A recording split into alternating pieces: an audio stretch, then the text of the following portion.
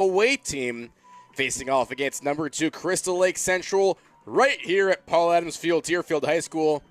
He's Ian Venevri. I'm Dylan Traeger. Ian, it's wonderful to be with you for another little bit of action of soccer here, gearing up for another great game. Deerfield coming off of a massive weekend victory over Carmel. Some great soccer there. Ian, take us through what we just saw in that last game between Lakes and St. Viator. Well, we had an excellent game last game with Lakes and St. Viator, a long game, 2-2 tie after regulation, then overtime, then shootout. So we're looking to see a little bit more of that here today, as now we will toss it back down to our public address announcer, Sam Schwartz. Number 2, Olivia Merrick. At midfield, sophomore, number 5, Abby Weyerhoftig. At midfield, sophomore, number 8, Jillian Gerber. On defense, junior number 9, Lauren Jones. On defense, sophomore, number 10, Addie Margulis. On defense, captain, senior number 11, Sophia Petit. On defense, captain, junior number 12, Sam Block. At forward, captain, senior number 13, Ryan Emery. At forward, sophomore, number 15, Leah Cohen. And at midfield, sophomore, number 20, Olivia Levin.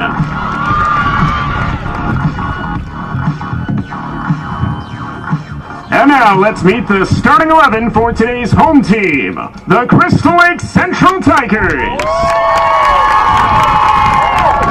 They are coached by Leah Rutkowski and Kyle Coyne.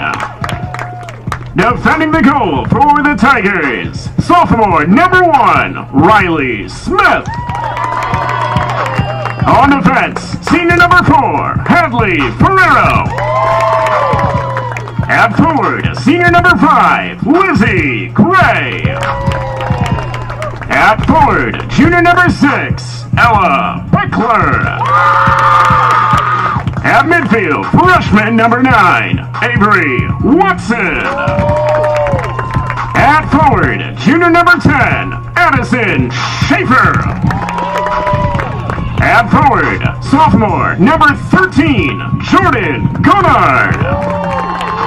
On defense, freshman number 17, Mia Murphy. On defense, sophomore number 18, Caitlin Hallam. At midfield, sophomore number 26, Skylar Ferrero. And at midfield, freshman number 28, Allie Barnett. Let's meet today's officials. The head referee is Ninos Alexander. The assistant referees are Jazz Zahirovich and Rick Gayati. At this time, ladies and gentlemen, we ask that you please rise if you are able and willing and face the flag behind the northern end zone. Please welcome to perform today's national anthem, Eleanor Merrick.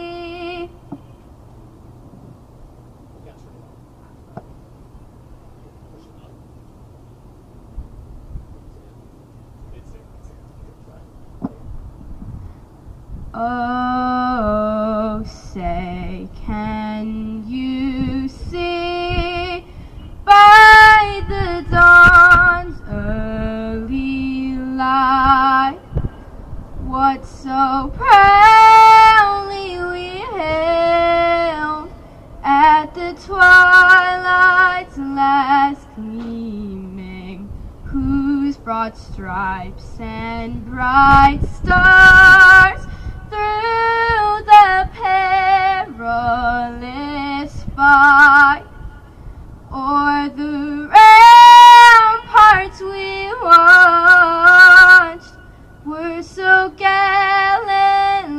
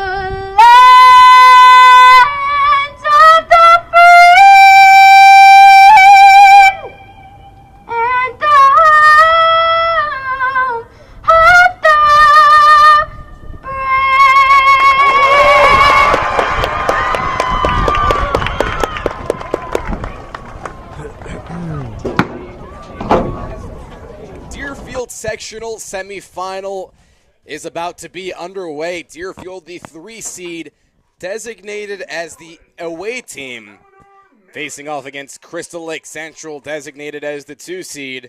I'm Dylan Traeger, joined by my partner Ian Van Every, as we are gearing up for what should be a fantastic 80 minutes of playoff soccer.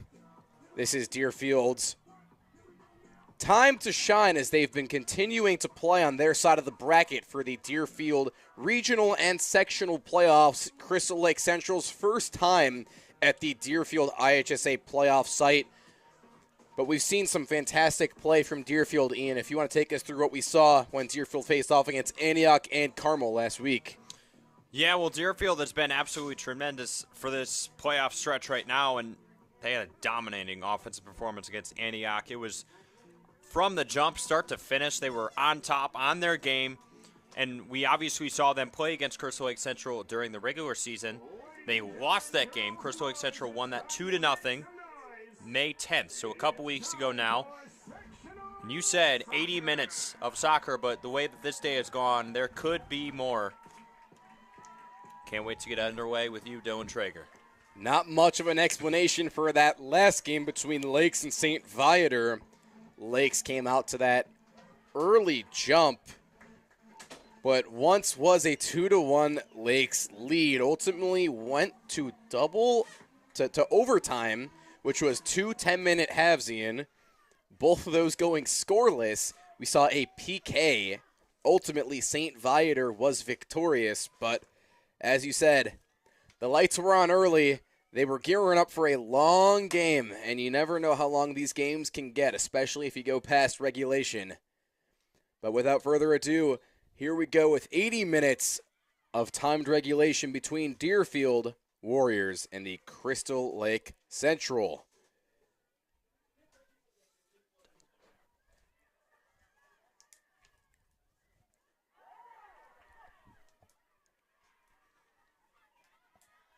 Deerfield previously played Crystal Lake Central on May 10th. Crystal Lake Central was victorious. The Tigers defeated the Warriors 2-0. A pretty tight matchup. Both teams familiar with one another, making today slightly more anticipated.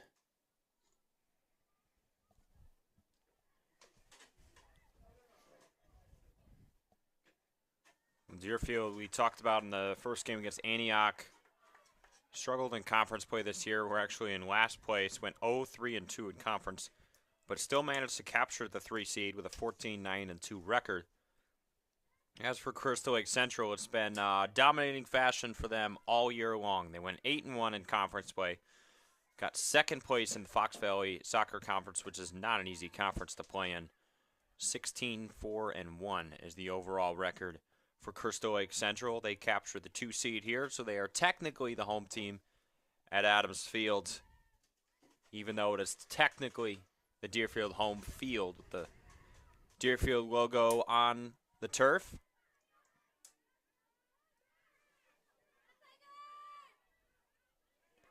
It's always pretty interesting how the seating works and the sites for hosts work. Deerfield fortunate to have a brand new turf on the soccer/football field. Alongside that, there is a beautiful, relatively new video board behind Deerfield's goal. Well, in goal there, you're going to find Aubrey Poots, who did not start the year as a goalie. A little chance there. Due to some injuries, Ava Pizer, Talia Joseph, Peyton Smith, Bella Krumenacher. There's been a lot of injuries for Deerfield that has forced Coach Grady to call some players up from the lower levels. That includes Aubrey Poots, Warren Jones. Those are the 2 goalies that we will probably most likely see here today, even though they're not typically varsity starters. Poots earned her first varsity shutout on May 9th. First to Paul Prep, the newest starting goalkeeper. As you said, she's been on the team for just about a month. Only a sophomore, has been quite successful across these IHSA playoffs so far. Deerfield with wins over Antioch last Tuesday, followed by a great morning/afternoon victory over Carmel on Saturday. That game was moved from Friday to Saturday because the Carmel girls seniors had their graduation that Friday night. The game got pushed to the morning.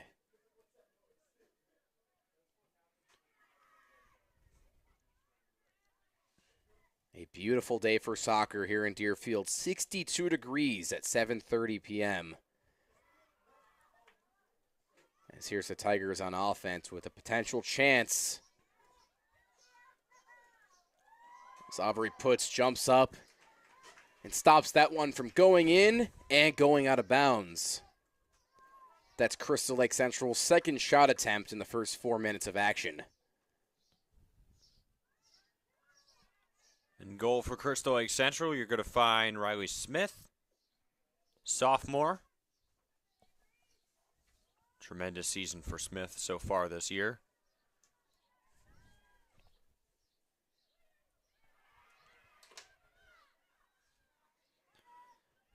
Of course, the winner of this game will face St. Viator in the sectional championship.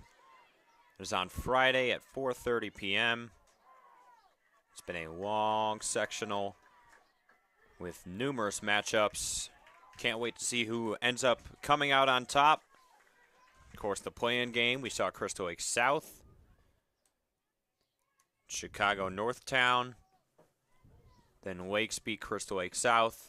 In the first official round, they ended up taking down Lake Forest, and then losing in the matchup here before this today to St. Viator. We saw Cary Grove and Lake Forest. Lake Forest took that one home. St. Viator got to play Emodson.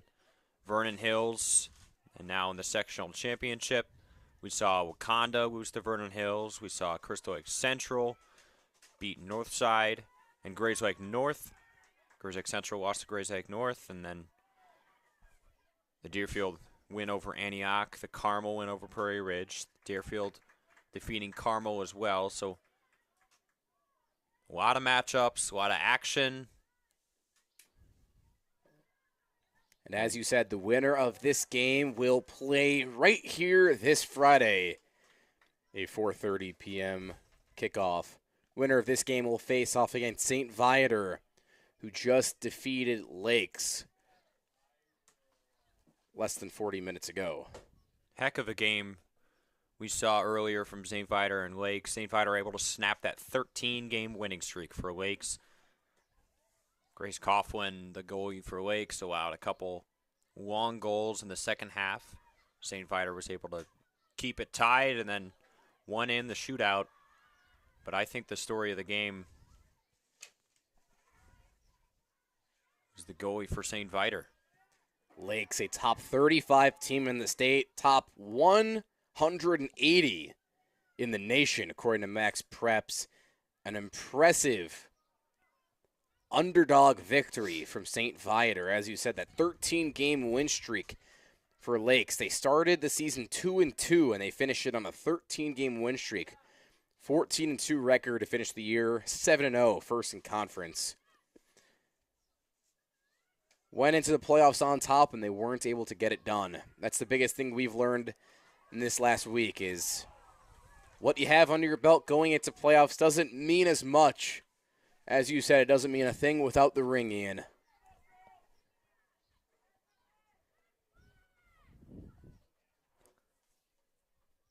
This Deerfield team comes in 14-9-2. They weren't able to string together a win in conference, winless, 3 losses and 2 ties. Ranked 58th in the state, they've been climbing up the ladder by about 20 spots since the playoff started. And they've received a national ranking on Max Preps, 391 in the national. An up-and-down season for Deerfield due to injuries. They've got 4 players sidelined today with injury. Strong, slow roller on the turf. Aubrey Putz fields that easily. Crystal Lake Central, 3 attempts and 1 shot on goal. Deerfield yet to do anything on offense. 0 shots and no shots on goal, with that being said.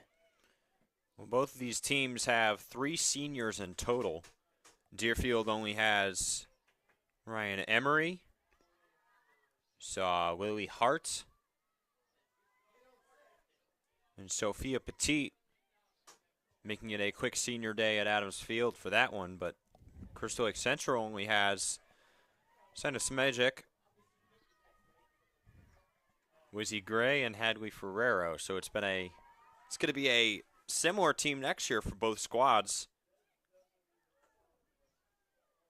Yeah, and we were talking to the Tigers head coach, Rakowski, and she was telling us how this team has really relied on their underclassmen. She says underclassmen Skylar Ferrero and Allie Barnett have been two of the underclassmen they've turned to the most. They don't have a lot of seniors, and they really have been short on that veteran leadership, turning towards those younger players. But Ian, you said you were here announcing, I believe, Deerfield Senior Day with those 3 seniors. How was that? It was quite the day. Deerfield played Maine East that day. There was only 3 seniors, so the senior day ceremony was one of the quicker ones I've ever seen. And then Deerfield went on to dominate. They defeated Maine East 9-0. The game was called after one half of play. Only 20 minutes of soccer was played, or 40 minutes of soccer, was played that day.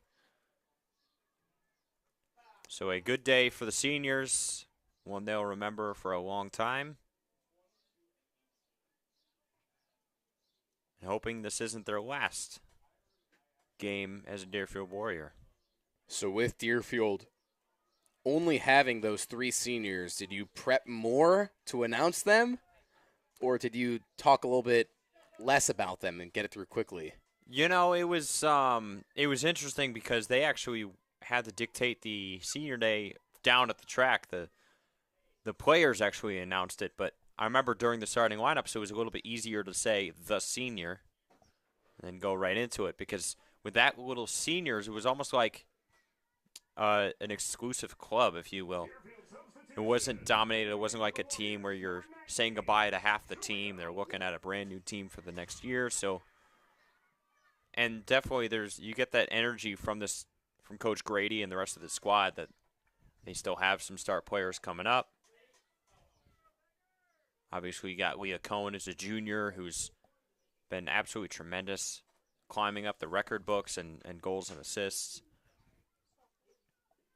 And that's Julia Wolf checking in for Deerfield. The junior had an assist last week versus Antioch on Tuesday.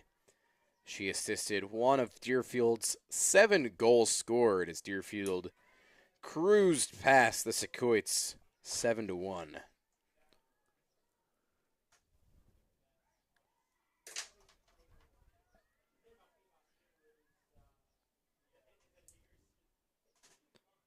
We thank you for joining us here. The temperature did drop a little bit from the last game, but still above 60 degrees. Gray skies, a little overcast.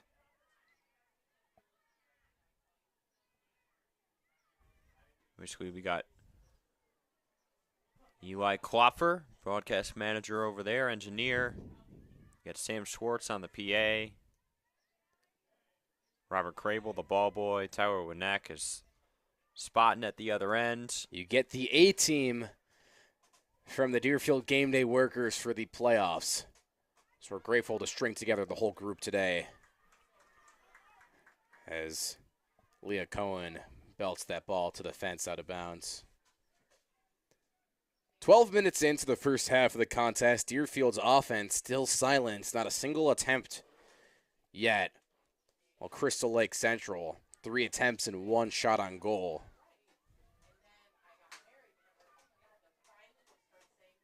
Crystal Lake Central with the ball at midfield, slowing things down a little bit.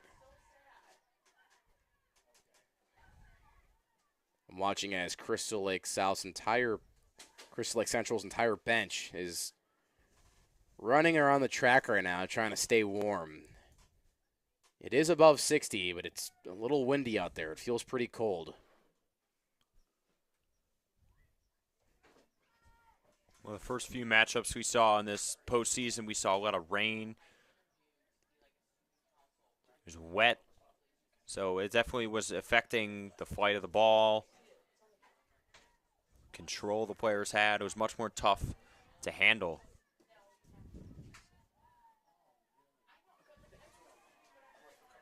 I would also keep in mind these girls were ready to play at 6:30, and their game got delayed. They were all sitting on the track closest to the school, not only warmed up, but waiting to get their chance to actually warm up on the field because they all got to stretch on the track before the game while the last one was going into overtime and PK. So these girls have only been building their anticipation for kickoff in the first half tonight. The adrenaline definitely starts running when you get to the stadium.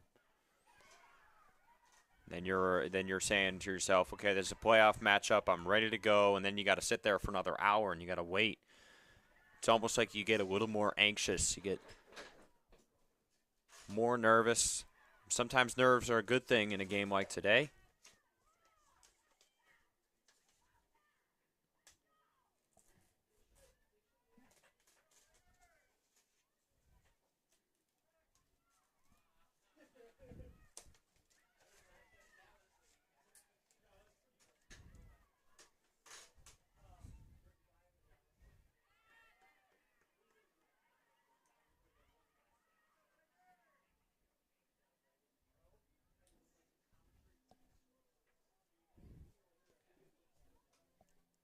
A little slow few minutes here. Deerfield's offense without an attempt after 15 minutes.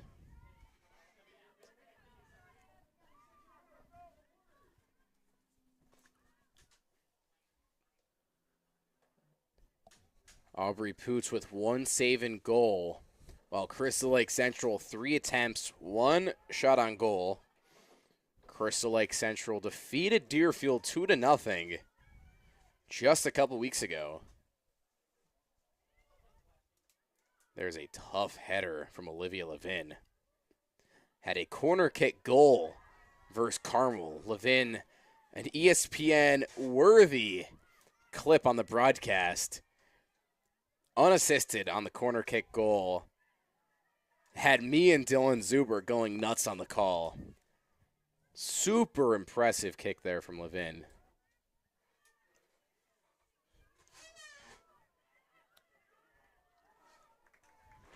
Dylan Zuber, unfortunately, not able to join us today.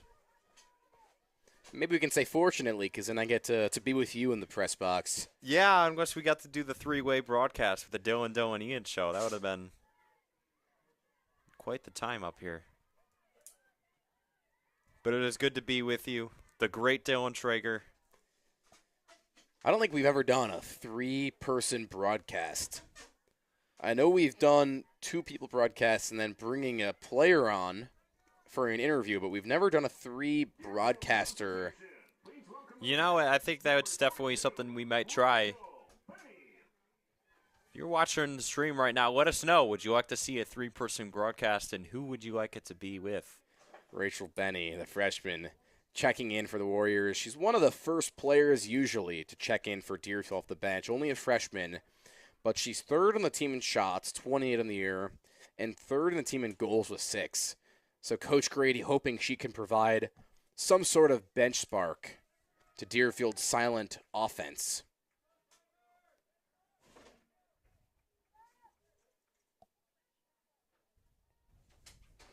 We've got a handful of what looks to be youth ball girls and ball boys all around the track. So a big thank you to all of those volunteers for helping out. There's been a few games in these playoffs where we haven't had anyone, so we've had to scramble to find those ball keepers. So it's always helpful to have them.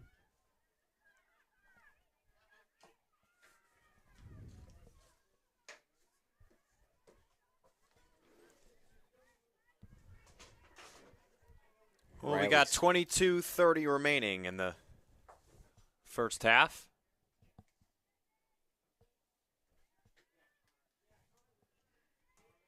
Can't wait to see who the star will be today. A very quiet first almost 20 minutes. The bleachers have been pretty mute for most of this game. You can hear the energy from Deerfield's bench, a lot of clapping, everyone on their feet on both sides. But this Deerfield bench is known to be loud and enthusiastic regardless of the score. That's been a characteristic of this team for quite some time.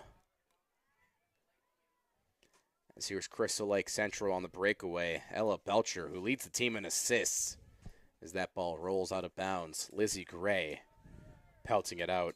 Deerfield takes over possession. Deerfield substitution. Into the game for the Warriors. Please welcome number 18, Maggie Custich. Maggie Custich will come into the game for the Warriors.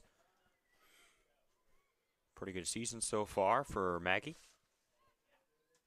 Another one of those players who's usually comes off the bench, but always one of the first off the bench. Coach Grady has those few players he constantly relies to turn to pretty early into the first half. Custich and Rachel Banney along one of those. Custich still looking for her first goal of the year, but she has 2 assists.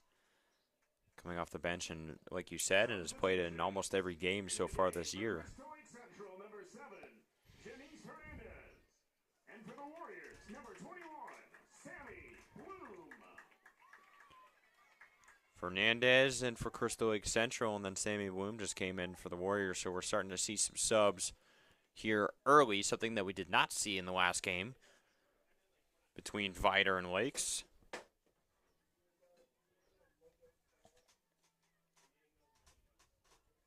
It's been a lot of hustling back and forth for all these players.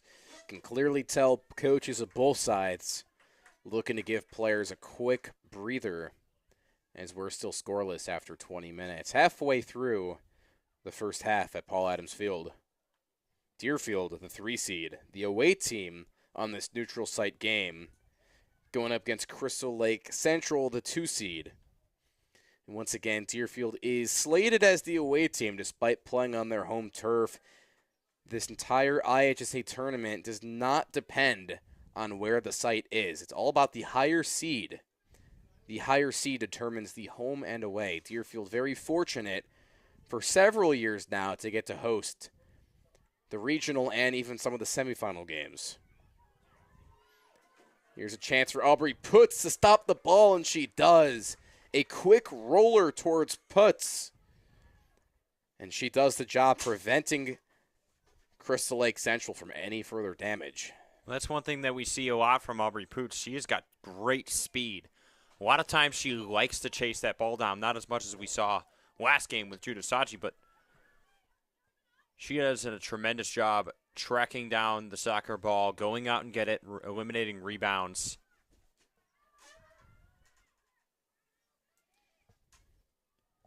Poots only a sophomore, having a future with this Deerfield squad. Routine Deerfield goalies Ava Pizer and Peyton Smith both out for the playoffs with injuries. Pizer and Smith, both sophomores. Pizer, 5 shutouts on the season. Averages 4.7 saves per match, 47 saves on the season. Peyton Smith in their hand averages 3 goals against average, 5.1 saves per match, 46 saves on the season. Was more so the primary in goal for some of the time. Split it mostly half and half with Pizer. And a massive header from Deerfield, clearing the ball all the way to the 30. As Deerfield looks to gain an offensive possession as it's kicked right out towards our spotter, Tyler Winnick, in the white sweatshirt at the trainer's table at the 50.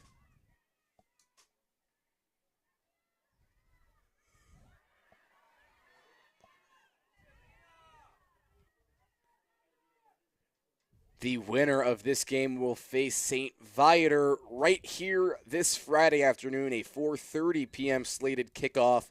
We will have all the coverage for you right here for free. That's right, for free on Deerfield High School Warrior Athletics YouTube page. Ian, you were saying it earlier, not many places you can listen to a free broadcast anymore with the way some of these subscriptions work. No, not these days. You always got to buy those subscriptions. What is it? Peacock, Netflix, Amazon Prime, CHSN. I'm paying to watch the Bulls, Blackhawks, and my White Sox. Yeah, I'd say unless you're on just the typical TV channels. It's a pay-to-stream kind of Jealous vibe. of you as a Cubs fan. You get to watch Marquee Network for free. I'm not quite there right now.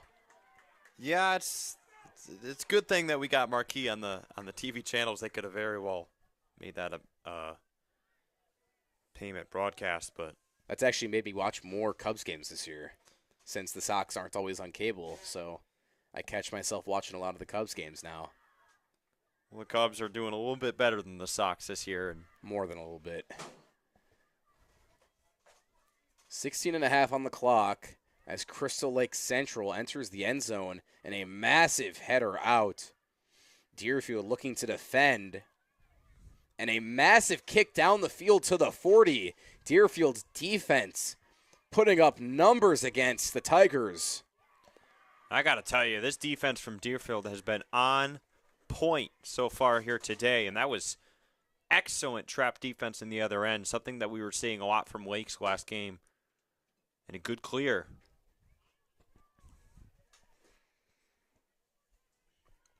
Maggie Custis, who just checked into the game, looking really physical there. But that's the best thing you can do for Deerfield. If their offense isn't quite competing with the Tigers, to just put up above par defense and hope the Tigers can't stick up with it. Because for Deerfield, their offense has done absolutely nothing. Not a single shot attempt across 25 minutes of action. But hey, if your defense is going to be stellar, it's going to make up for your missing offense.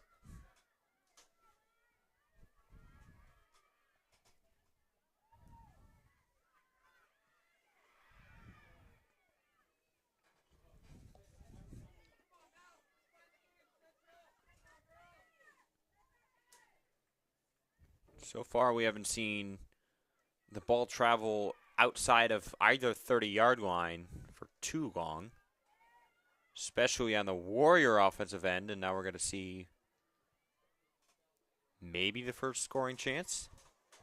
Strong kick from Leah Cohen, deflected right away. Cohen, one of the stronger players on this Deerfield team, leads the team in shots, 97. And she leads the team in goals with 23. And how about this, Ian? Leah Cohen's 2 goals versus Antioch last week in the playoffs ties her for 9th in the program single-season goals list with Erica Odlog from 2002. Only a sophomore, and she's climbing up the leaderboard, a record from 2002 in 9th place. It's pretty impressive from Cohen. See if she can find a way to build on that and maybe capture the total single-season record by the time she's a senior. Maybe all-time goals record list for Deerfield. She's already tied at 9th with Holly Deutsch on the all-time goals list for 33. Cohen's only a sophomore. She's got 2 more years and possibly some more playoff time in the sectionals.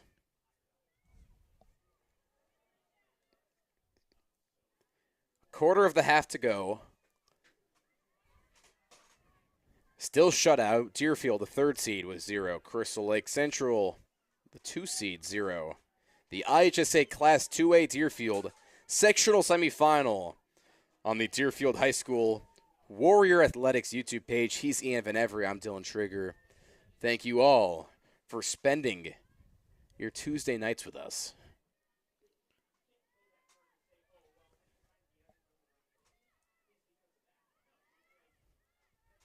Strong kick in from Deerfield as the Tigers have someone there. But there's a strong kick from Ryan Emery, deflected, and that goes right out of bounds. From the Deerfield volleyball team, they beat Stevenson in the first set of their regional against Stevenson. There was an announcement from Sam Schwartz, our public address announcer, if you didn't hear. The Deerfield boys volleyball team has defeated Stevenson in the first set of their regional.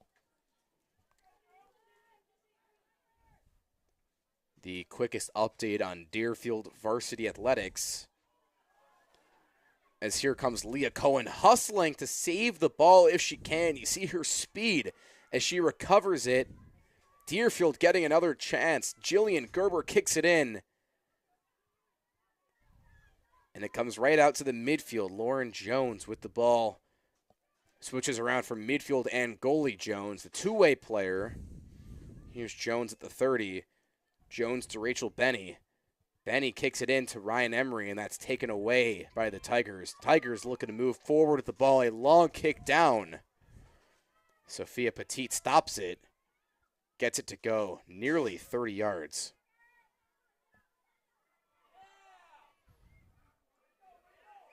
And you see the hustle on this Deerfield team. Ryan Emery bodied a little bit, a little shoulder check there. This isn't the NFL, but you see some big athleticism and some hard plays. A lot of girls getting a little shook up yesterday. Yeah, a lot of physical contests. We saw that in the last game, especially. These officials have made it a point to just kind of let them play. They're not calling a lot of fouls unless it's blatantly obvious or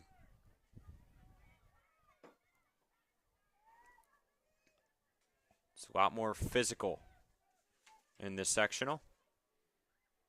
Breakaway for the Tigers as Lizzie Gray stumbles going face first. Deerfield trying to take the ball away as Rachel Benny boots it away.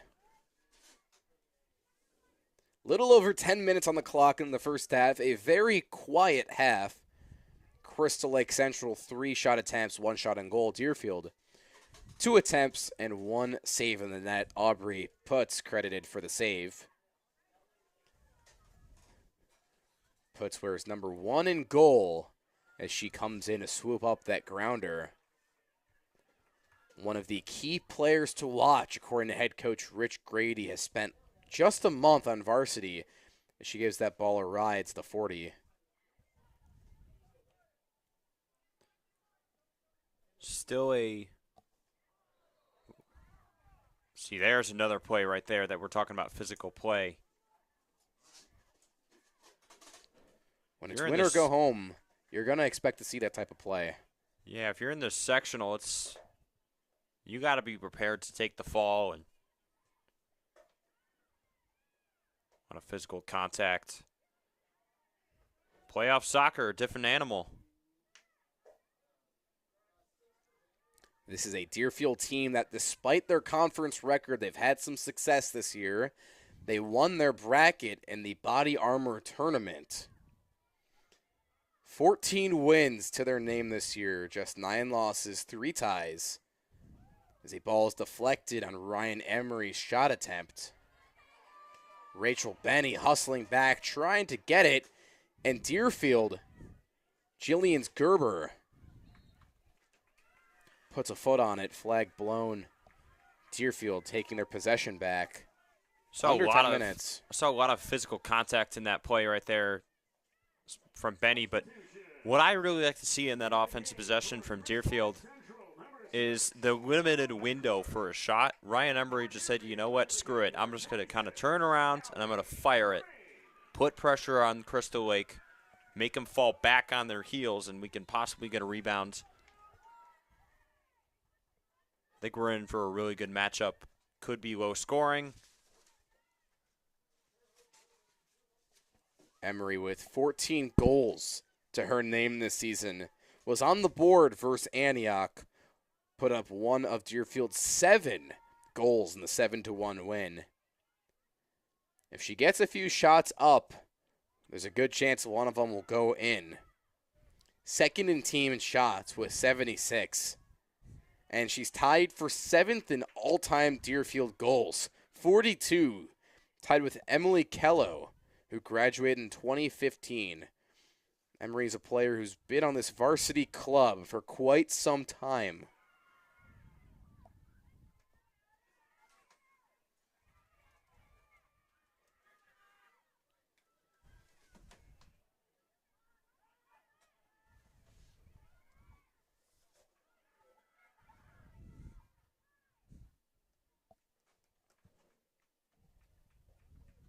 I can remember when I was a senior in high school and Ryan Emery was up on varsity making some damage and making some noise.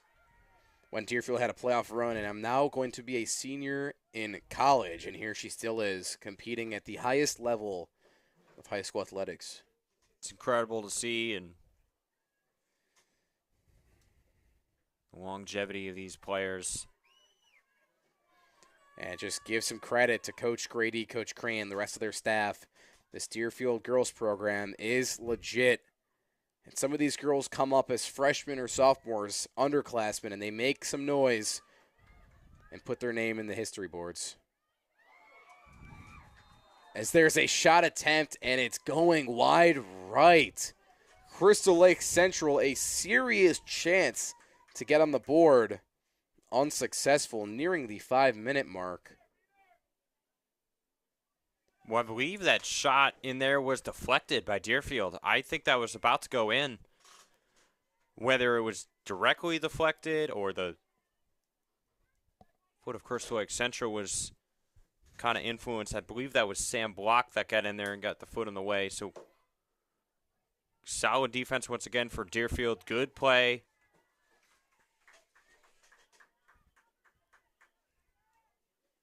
I think they had Aubrey Poots beat. The final minutes of the first half. Very silent on offense from both sides. Deerfield and Crystal Lake Central, both strong defensive outings. As here's the Tigers with a chance, and that's blown right past Jordan Gonard, the intended receiver of the pass.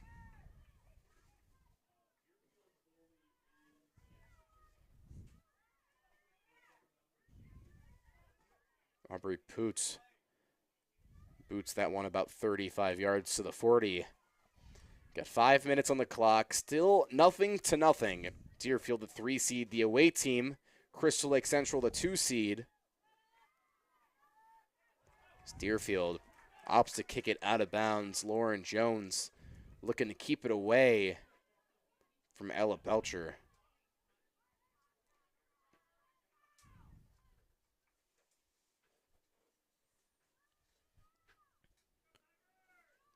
Definitely hear a lot of the Tiger fans in the crowd here today.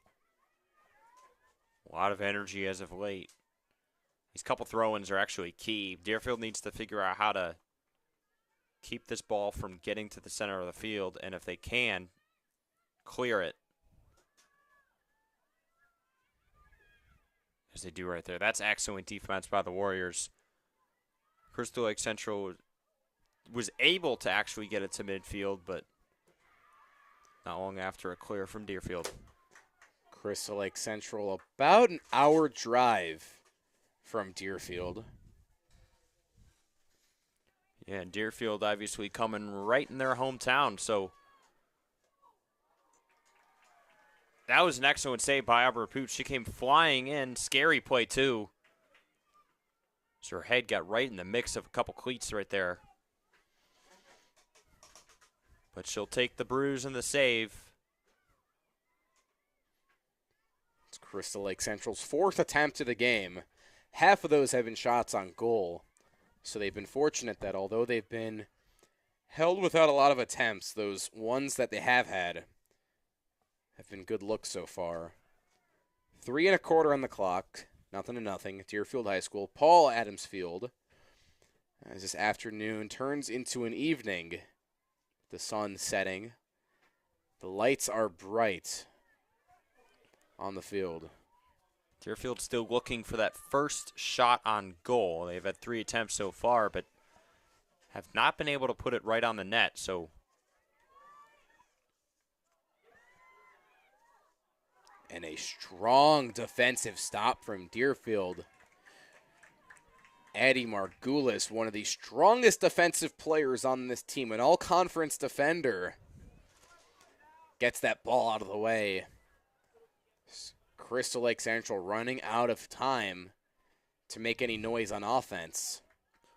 there's an excellent stop right there by Margulis, the sophomore. She was able to extend her foot out and just knock that out of bounds. There's not a lot of players on this field that can make that play. In the range, a couple yards, then full extension. Coach Grady sends Julia Wolf and Maya Medina into the game at the 2-minute mark. 38 minutes into action, still shut out. A strong goal kick all the way to the 35. It gets to the 40. Olivia Merrick with the kick, getting it onto the other side of the field as Ryan Emery taking it away. Deerfield has a breakthrough. This is a chance. Leah Cohen. And she can't get it through as that ball rolls to the corner. It's going to stay right there. Deerfield has the corner kick. Leah Cohen, very vocal, running for the ball. Minute and a half on the clock as Cohen isn't going to take it herself. Olivia Levin, who had the corner kick goal, Ian, on Saturday. First corner kick of the day here, so can she repeat that? Looking to put Deerfield into contention in the first half. Little over 60 seconds on the clock. Olivia Levin in the corner with the kick. Clock under 1. The kick from Levin is a short dribbler. And the Tigers able to get ahead on it and kick it right back out. It's going to stay right with Deerfield. Good reflexes by Levin. They're able to get out of the way and make sure that Deerfield gets that throw in and not Crystal Lake Central. That could have been a turning point, as you only got 40 seconds left, so you want to maintain this offensive stretch here. You don't want to give the Tigers the ball back with a chance to score before halftime. Half a minute of tick on the clock. Tigers trying to get it out of their defensive point as that ball is booted far. Deerfield still in control. Maya Medina, the defender, with a strong kick and a strong header from the Tigers. The final 10 seconds, and it looks like the first half will be silent on offense from both sides. A total of 7 shot attempts from both sides as we end the half in a shutout.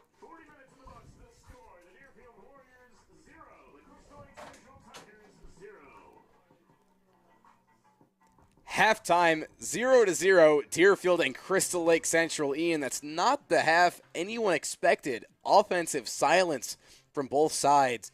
Deerfield and Crystal Lake Central combined for just 7 shot attempts.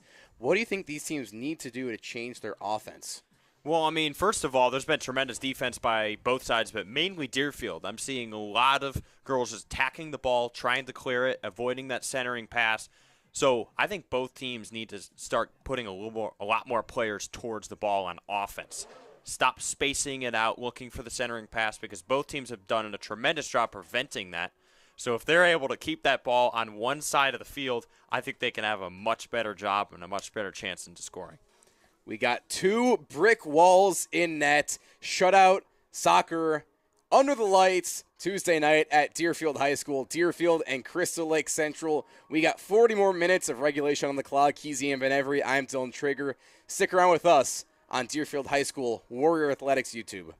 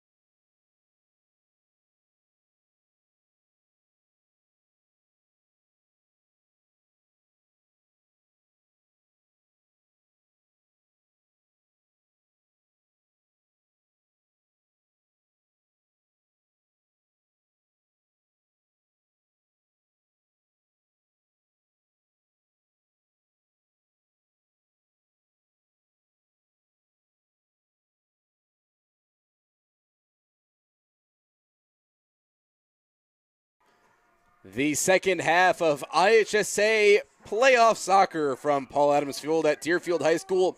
Number 3 Deerfield, the away team in this contest, facing the number 2 seed Crystal Lake Central. He's Ian Van Every. I'm Dylan Traeger. Thank you for spending your Tuesday night with us. Little Class 2A sectional semifinals, the Deerfield bracket under the lights. A gorgeous night has all of a sudden become a little bit breezy and dark out. Nonetheless, 40 minutes on the clock. Both teams held scoreless in the first half, Ian. Yeah, it was a quiet first half offensively. A lot of strong defensive play that we saw from both sides, really. Ready to get underway for the second half. Deerfield still searching for their first shot on goal. They did not have that in the first half, so see what their plan of attack will be. Just 7 shot attempts from both sides combined in the first half. 4 from Crystal Lake Central, 3 from Deerfield. Very quiet offensively on both ends. Well, I'll tell you what name we haven't said a whole lot so far today. It's been Riley Smith. She hasn't had to save one shot yet. Quiet start for her because, you know, I don't think she's going to be mad about that. I wouldn't complain if I'm a goalie and I don't have to do a whole lot. It's been excellent defense by the Tigers. In this case, you might have been able to be the goalie because you wouldn't have really had much to save. In this case, they could have added an extra player. She could have just walked right out of the net and done a whole lot more because they haven't needed her so far. Do you think you'd be more beneficial than leaving the empty net? Absolutely not. First of all, I don't think I would ever find myself in goal at a soccer game, but you know, I think it would be a little more useful to have the goalie just stay within the net. I mean, however, after what we saw last game with Natalie Saji, I mean, it was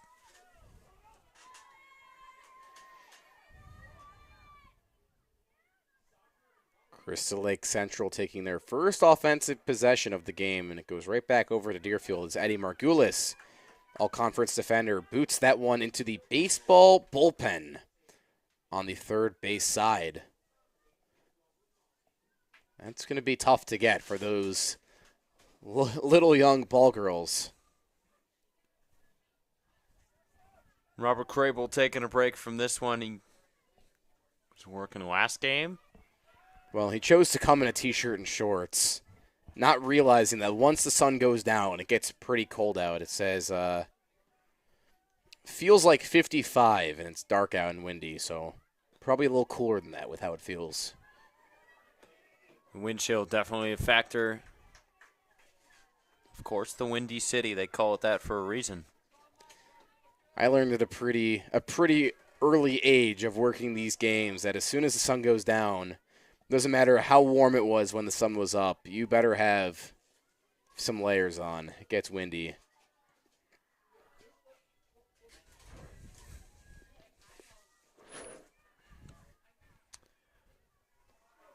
A very silent offensive performance so far from both sides. Both teams are yet to put up an attempt in the second half. Well, we still see Aubrey Poots in goal for Deerfield, something that we saw when they played Antioch. They put Lauren Jones in for the second half. So we'll maintain and watch that and make sure that they don't switch out. Poots, a capable goalie, called up from sophomore, as you said. Here's Ryan Emery at the 20, a fast break all the way down. You could hear the Deerfield girls cheering as she slows it down a little bit. Plays a little hot potato with Olivia Levin as that ball is turned over to Crystal Lake Central.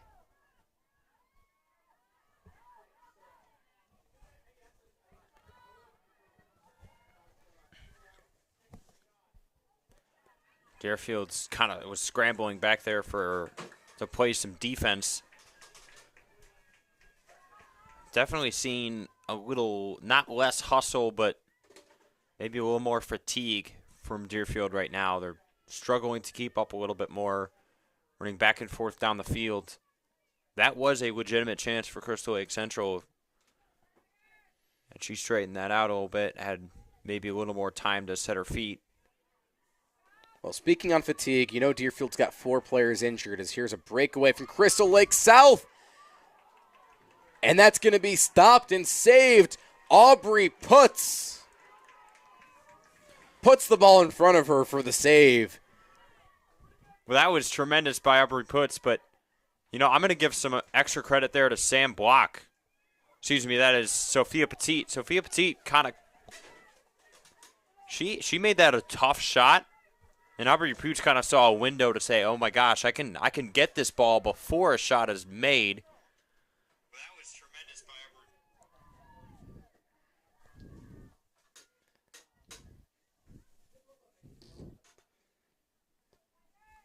Aubrey. Able to capture that perfectly. A good decision by Aubrey Poots.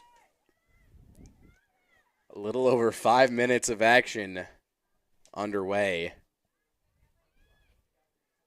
As that's Poots' 3rd save of the game. Spinning goal for about 45 minutes so far.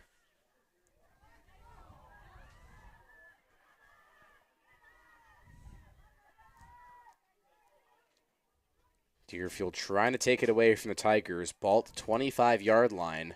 Tigers advancing quickly. Lizzie Gray moving, and that ball is sent out of bounds. Deerfield will have the throw-in from Sam Block.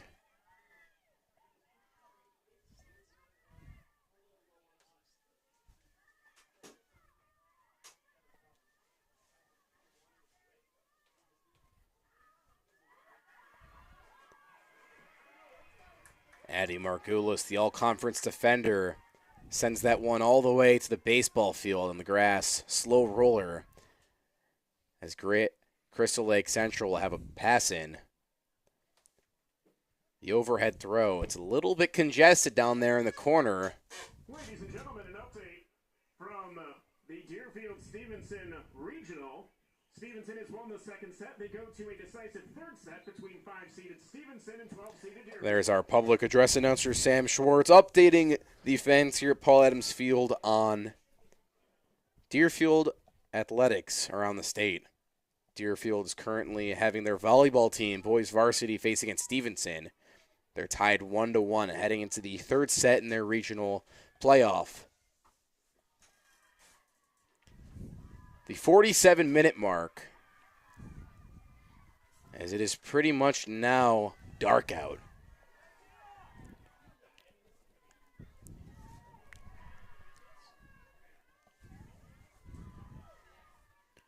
Deerfield looking for an offensive possession.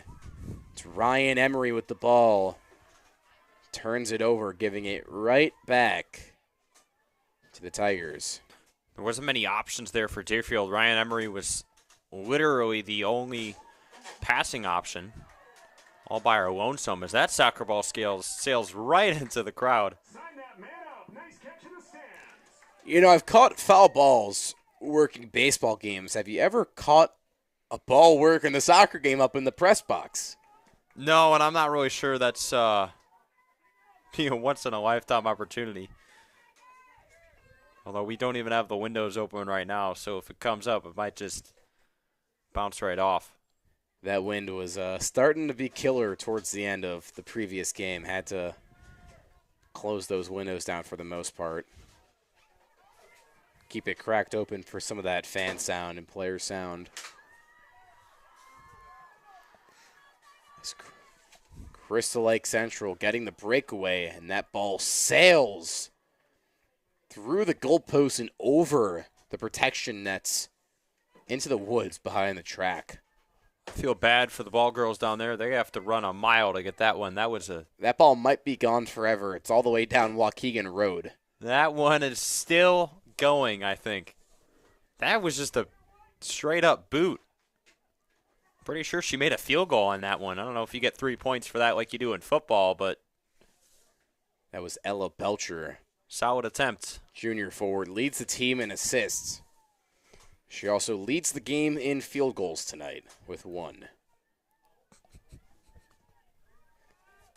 pretty impressive from where she was. She was around the 20-yard line to get the distance and height on that to clear the field goal.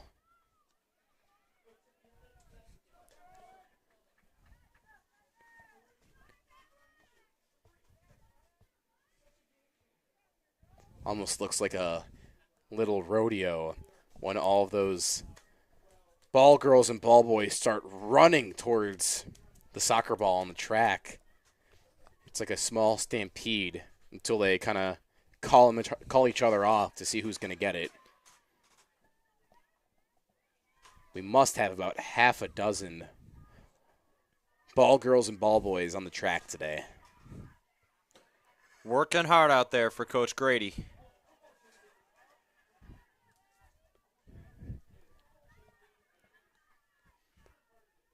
Just passing the 50-minute mark of this IHSA Class 2A Deerfield Sectional Semifinal.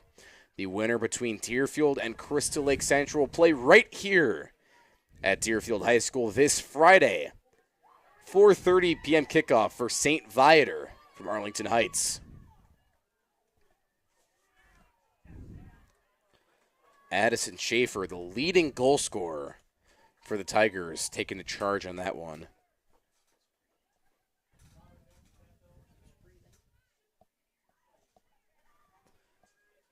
That was a couple inches away from being a possible corner kick for Crystal Lake Central.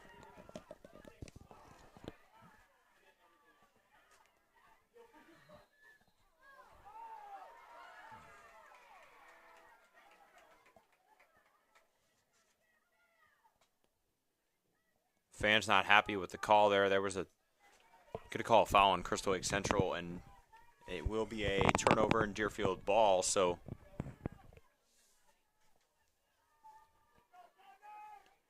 a lot of fans in attendance from both sides today, despite the hour drive for the Tigers. That last game was pretty quiet all around. Both teams, St. Viator and Lakes, having quite the drive. I know Lakes about 40 minutes. Viator a little closer, coming from Arlington Heights, but still a little bit of a drive. At least this game, Deerfield always traveling big to those games at Deerfield, and it does look like Crystal Lake Central fans made that 50 to 60-minute drive to attend today. With the season the Tigers had, I don't blame them for making the trip. You know, D, it shows dedication on the visiting side, or technically the home side. In today's game, yes, the home side. It can be confusing, but it's all about the higher seed in the IHSA playoffs, and it looks like we do have an injury for Crystal Lake Central, waiting to see an official to blow a whistle. Down by the 50-yard line, there's the whistle blown, and the clock's going to stop at 27:28.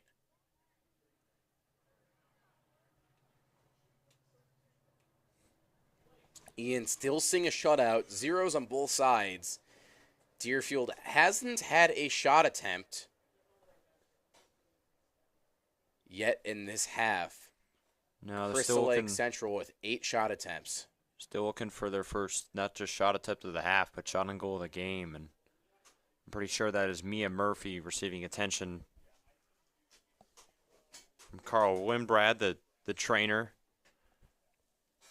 Deerfield trainer here at Adams.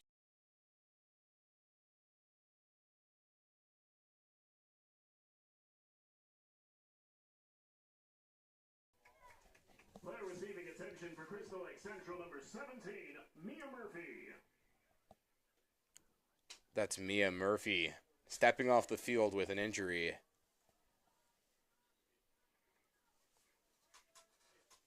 Into the game for the Tigers, number 15. Well, we're going to see Molly Horace come in to replace Murphy. The sophomore defender replaces the freshman defender, so Murphy already jogging around, getting loose on the sideline. Hopefully we can see her back in the game very See soon. Murphy right behind The bench on the screen, that's Crystal Lake Central's bench as she's moving around. Little jog in place back and forth. Looks to be okay. Always a good size. Play will resume. 27 and a quarter on the clock in the second half of play. 0-0. Zip, zip. Tigers with possession. A shot attempt. And way right from Addison Schaefer, leading scorer. You saw that kind of hook a little bit to the right.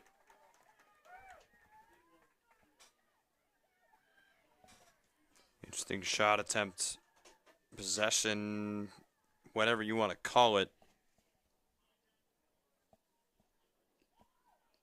It kind of just ran all the way around the goalie box. But once again, just tremendous defense by Deerfield. There's been great defense on both sides. As Mia Murphy's going to enter the game once again following the injury. Good to see.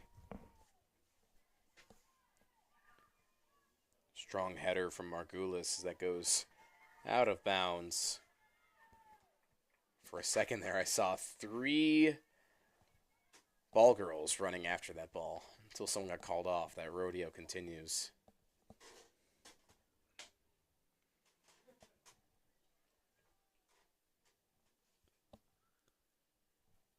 All of a sudden, dead silence at Paul Adams Field on that throw-in.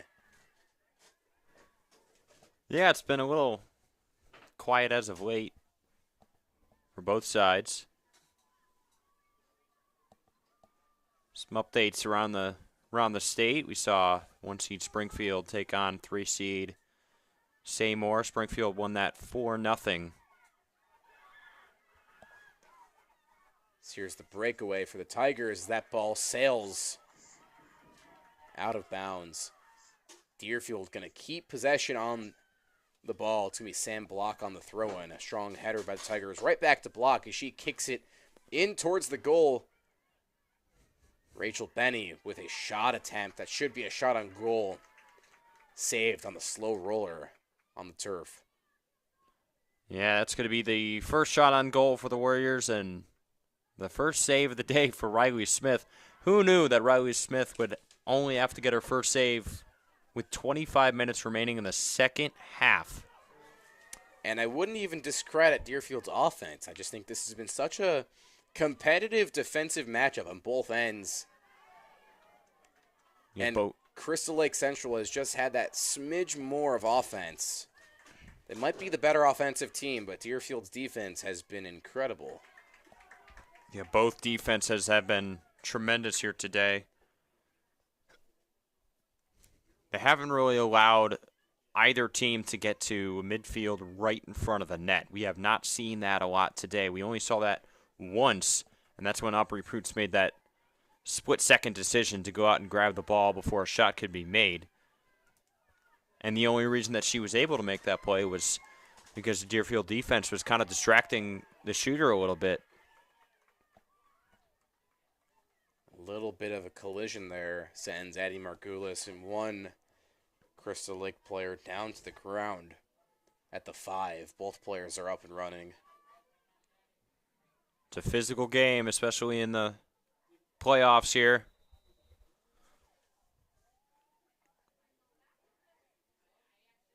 So that ball goes soaring into the woods back there. A common trend at Deerfield High School. They've got those little net protectors behind the goal, but nothing's really going to protect the ball 100% of the time here.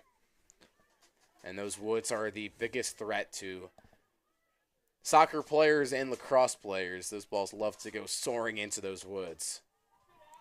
You know, once they go in there, they're pretty tough to find, too. So I'm sure you could rummage through and find a couple thousand from over the years. Even some baseballs maybe that go foul and bounce in there. Baseball fields right behind the football field. Well, if anyone in the audience needs a lacrosse, soccer, baseball, any kind of ball, just go searching through those woods. You might find one. You're almost guaranteed to find one lacrosse ball from just going into the bleachers or stepping onto the turf. I feel like I've always almost found a lacrosse ball. You see a lot of Deerfield fans at the games bouncing those lacrosse balls around. maybe in the hallway. That was an unbelievable stop right there. It's Addie Margulis just sticking the leg out once again. That is the second time we've seen her make that play. A tough job to range over, but we will see a corner kick for the Tigers. She's got the accolade for all-conference defense, but I personally can't give her enough credit for the work she does on Deerfield's back end. There's the Tigers' corner kick, a strong kick halfway through. As that ball's going to dribble back to the 20. The Tigers retaining their possession. A strong kick and caught. Hadley Ferrero with the kick. And Aubrey Putz catching it just left of the post. Well, really, the main thing of that corner kick right there was it was a good, solid kick, but just left it way too far outside. That one was first touched at the 7-yard line. Which when you're talking about trying to get pressure on the goal and turning around to get a shot, that's not your ideal location.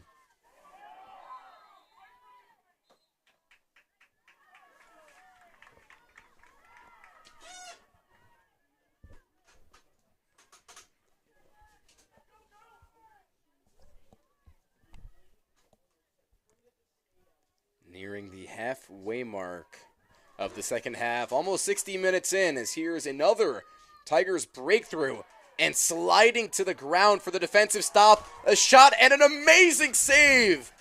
So much going on, and Aubrey Putz closes it off, catching the line drive kick. Oh my goodness. That was right in front of the net. Aubrey Putz with an unbelievable stop. Limited reaction time.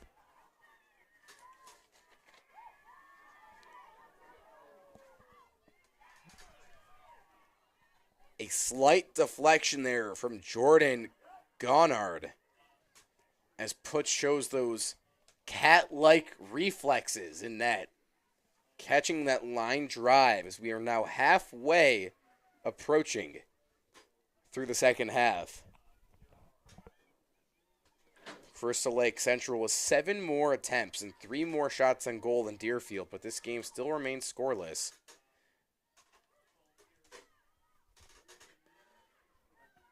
Incredible job in the net. Putz. And then obviously you got the Tigers defense. It's been the story so far. We are still scoreless. Under 20 minutes remaining in the second half, as I like to say, the fourth quarter of soccer play, if you want to go by quarters.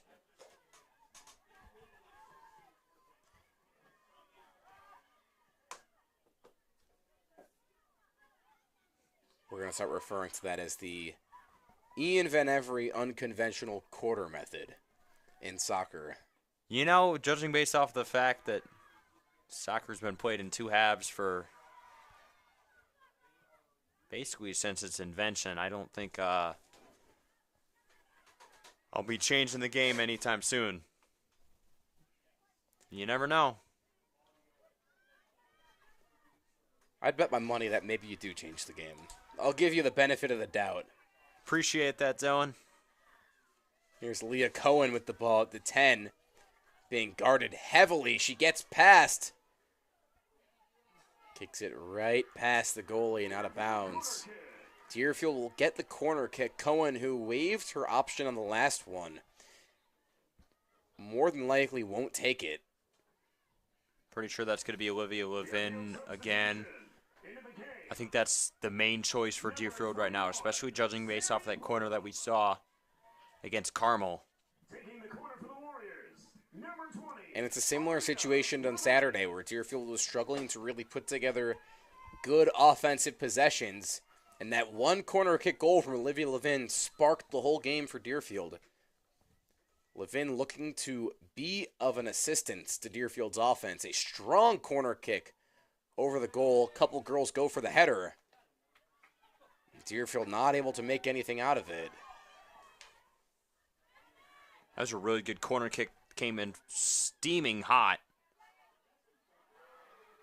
Here's a chance right now. Leah Cohen with the ball, getting a little tangled up with the defender. A lot of passing around from Deerfield, looking to make a play as the Tigers can take an easy possession right back.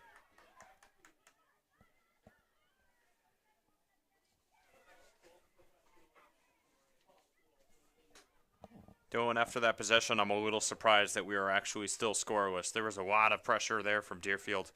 That was some of the best offense we've seen from the Warriors today. Not only are we still scoreless, they didn't manage to get a shot on goal. They still only have one shot on goal. That one, of course, came off the foot of Rachel Benny. I think the crazy difference is that Deerfield was averaging 5 goals a game on offense across the first 2 playoff games, but now that you're out of those regional games and you're in the sectionals, you're really starting to face some true competition. A lot of those teams that are a little more down the ranking have been weeded out. So this was a little bit more expected to see a lot less scoring, but to be shut out this far into the game is surprising. We're now 65 minutes into action. Both teams still zip on the scoring. Deerfield currently outscoring opponents in the playoffs 10-2. 7-1 win over Antioch, where they led 7-0 at half, and a 3-1 win over Carmel just this Saturday.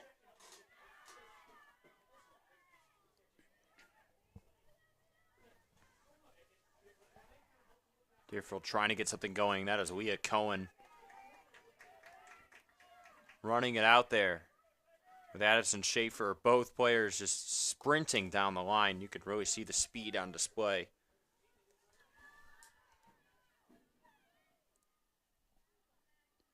This is not the easiest game to score in. So any scoring chance is of high value right now.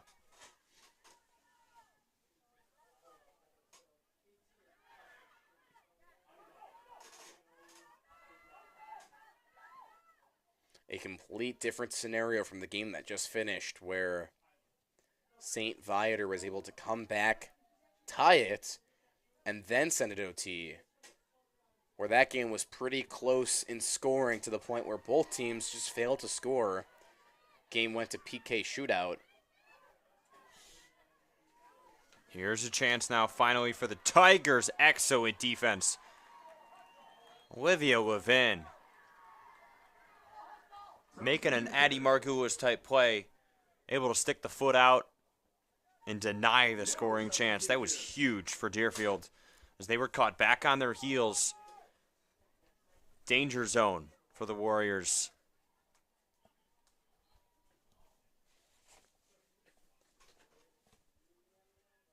Less than 15 minutes of play in the second half. Just 15 total shot attempts, 5 shots on goal from both sides. We've got the subs now. Crystal Lake Central substitution. Into the game, number 7, Jodie Fernandez. And into the game for Deerfield, number 18, Maggie Custich. Get some substitutions in for both sides.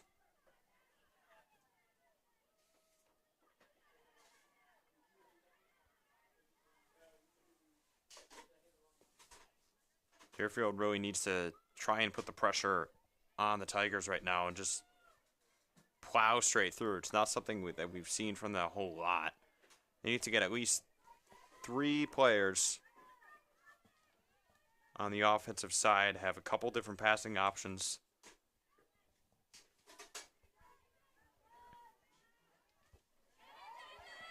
And here's a chance for the Tigers to put a score on the board. At the 15-yard line, Deerfield's defense scrambling. The header and the kick from Avery Watson as that ball's going to roll out. It's going to stay with the Tigers. Good 13 defense. minutes on the clock. Good defense by Deerfield, able to knock that one out. Allows them to regroup.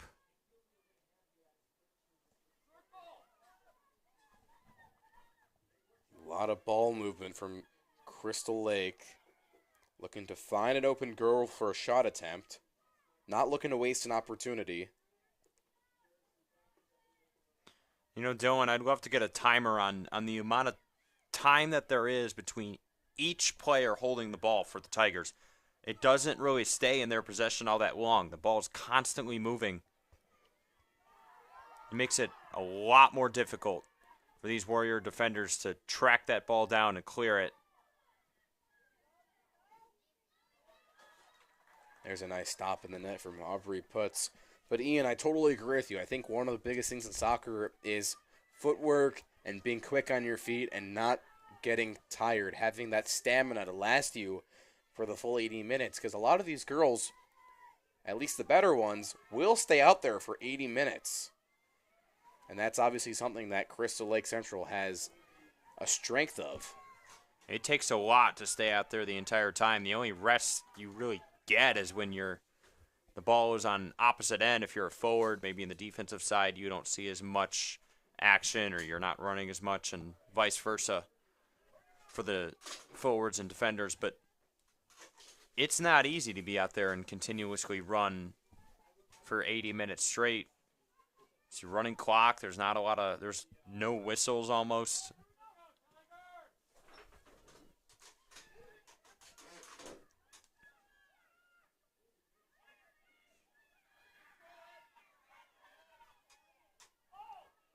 Approaching the 11 final minutes in this second half. A defensive masterclass from both Deerfield and Crystal Lake Central. The ball sort of stalling in the midfield for both sides right now.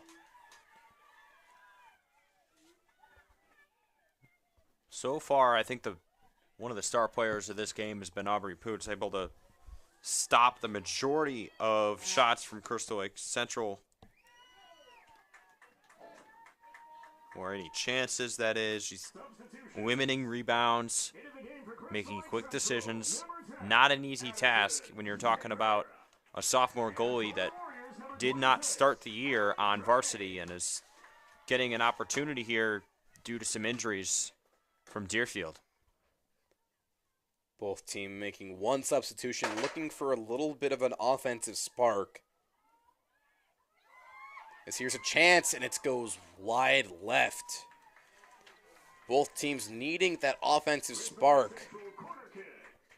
The Tigers putting in their leading scorer, Addison Schaefer.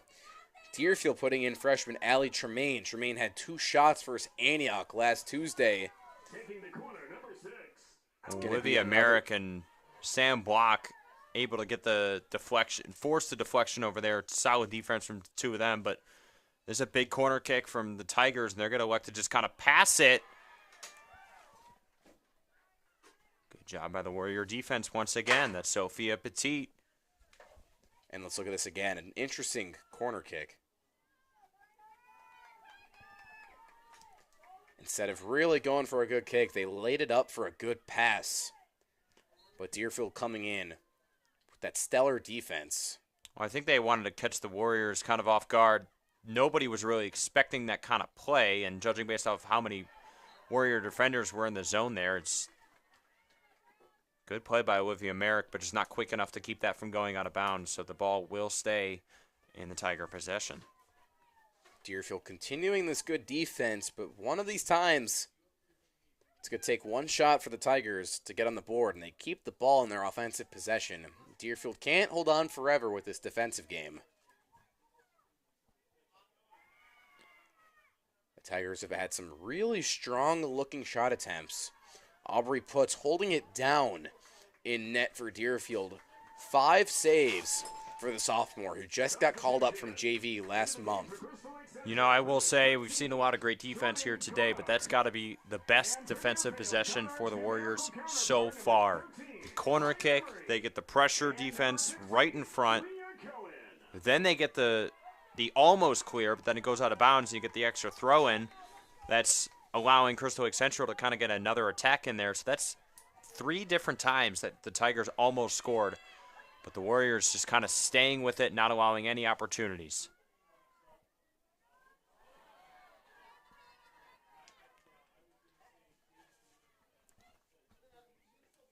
Strong passing. Tigers still holding their long time possession. Deerfield playing really strong defense, looking to get it out of that zone. Whistle blown. It's going to be Deerfield's ball. 7.5 minutes left. Not a lot of time, but all it takes is one team with a good offensive possession. Both team tied at 0-0. Deerfield, the 3 seed, the away team. Crystal Lake Central, the 2 seed. The Deerfield bracket sectional semifinal here at Paul Adams Field, Deerfield High School. He's Ian Benevry. I'm Dylan Traeger. Thank you guys and all listeners for tuning in to us tonight on Deerfield High School Warrior Athletics YouTube. A friendly reminder, the winner of this game will stay right here Friday afternoon facing St. Viator, a 4:30 kickoff. You can catch it at Paul Adams Field at Deerfield High School or watch it for free on the Deerfield YouTube page. Here's a breakaway from the Tigers. A great move and an amazing block from Aubrey Putz. Oh my goodness. There is no way Aubrey Poots just saved that ball. That was an unbelievable shot from the Tigers. Somehow ranges right to her right, deflects it up in the air, makes the catch. That was Addison Schaefer with the shot attempt, the shot on goal from Schaefer. She leads the team in goals this season. And Aubrey Putz says, you can lead the team in goals. I'm not letting you score on me. Aubrey Poots, just unbelievable so far here today. In goal for the Warriors, the turf monster for Deerfield.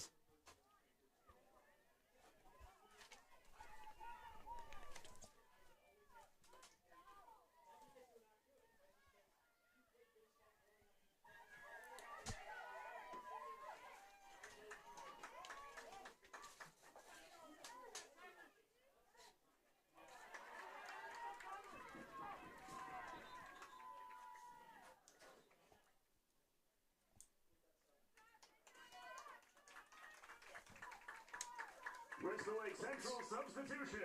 Into the game, number 6, Ellen Beckler.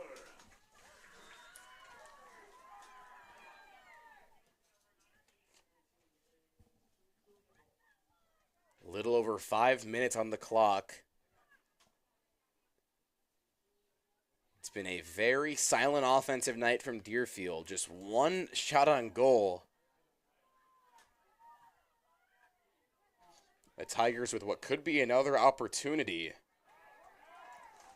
Jordan Gonard off the deflection.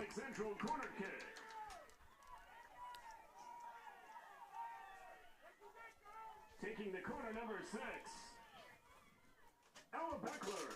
Here's a big corner kick for the Tigers, trying to regroup after that amazing save in net by the turf monster.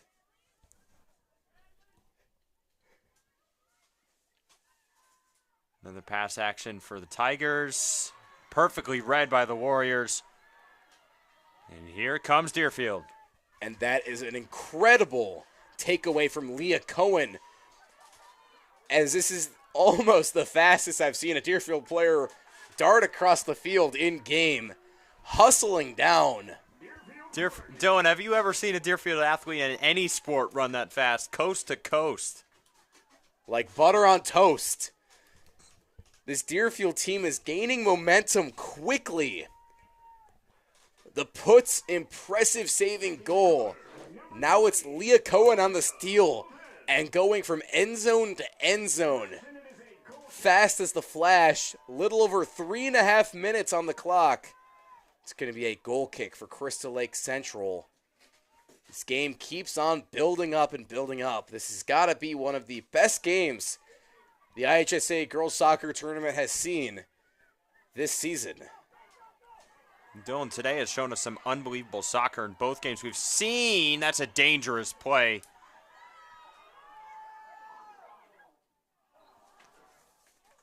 There's Addie Margulis hobbling around there. She took a leg right to the face. Addison Schaefer getting a little impatient. She leads the Tigers in goals this season. Has really been itching for some shots and just hasn't been able to work much out in her favor. It's Deerfield on the goal kick. A little over 2.5 minutes to play in the second half of regulation.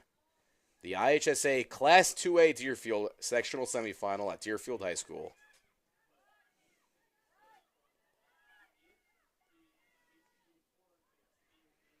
Yeah, that kick right there from Addie Margulis is just showing you the pain that she's in. That is not the kick that we're used to seeing from her.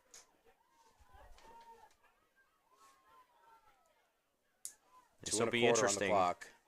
Deerfield is going to be without the leg for probably their best defender. Hadley Ferrero with a strong kick from the corner, but Deerfield's defense comes out on top on that possession. Sub 2 minutes on the clock. Ball stays on the side of the Tigers. That's an excellent defensive play by Addie Margulis. She is leaving the guts out on the field right now, fighting through the injury. Had a great header right before, then able to turn around and clear it back to the 40-yard line.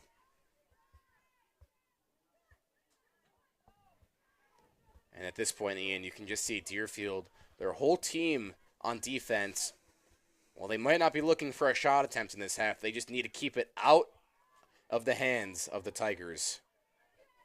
Well, I think Deerfield's looking to get this into overtime, especially because what we saw in the last game, the offense on both sides really slowed down in overtime. There's a lot less time. It kind of stayed at midfield, and then the shootout was a deciding factor.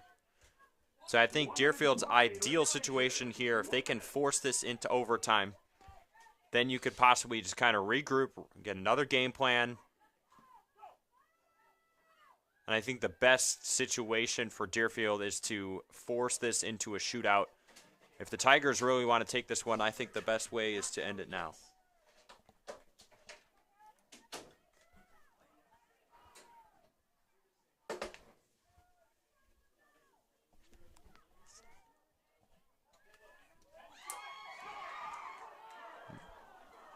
A shot onto the side of the net. What could have been the game winner is going to be a goal kick, as this one's going to go into overtime. The overtime rules, with 10 seconds left, the overtime rules, it's going to be 2 10-minute halves with a 2-minute rest break in between. We've got free soccer at Deerfield High School. Deerfield and Crystal Lake Central both held scoreless after 80 minutes of work. And I think free soccer is the best thing we could get for the second time in a row today. Yeah, this is unbelievable day of soccer. This has been one of the better ones I've watched, especially in the playoffs here. So we got overtime coming up at Adams.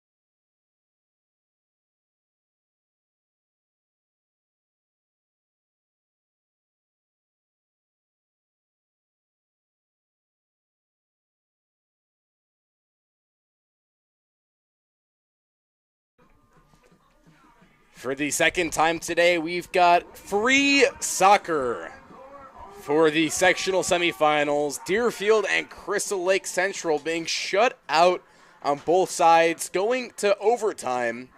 Ian, go ahead and explain how the overtime rules play out. So we're going to have an overtime, 2 10-minute periods, running clock, of course. Then we'll have a 2-minute intermission after the overtime period. It is not sudden death, so it will go until the second overtime period, 2 halves, of course. If there is a winner at the end of that second half, we will have a winner. If not, we go to a penalty kick shootout later on. It has been a long afternoon and evening for soccer fans in Deerfield today. Deerfield came alive at the end of the second half. Defense was huge. Aubrey Putz with some incredible defensive stops in net. We saw Leah Cohen going end zone to end zone, putting the ball in Deerfield's offensive hands. Deerfield just needs to find a way to get on offense a lot more in this overtime period. They did not show a lot late in the second half.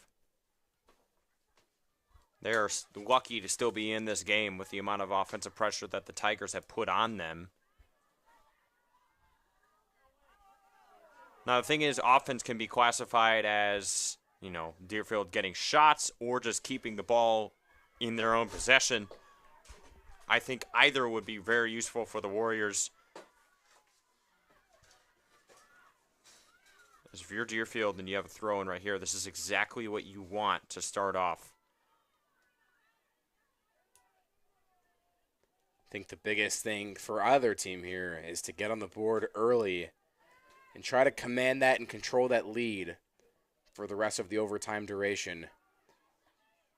It's neck and neck here for Deerfield, as they've got a strong offensive possession here.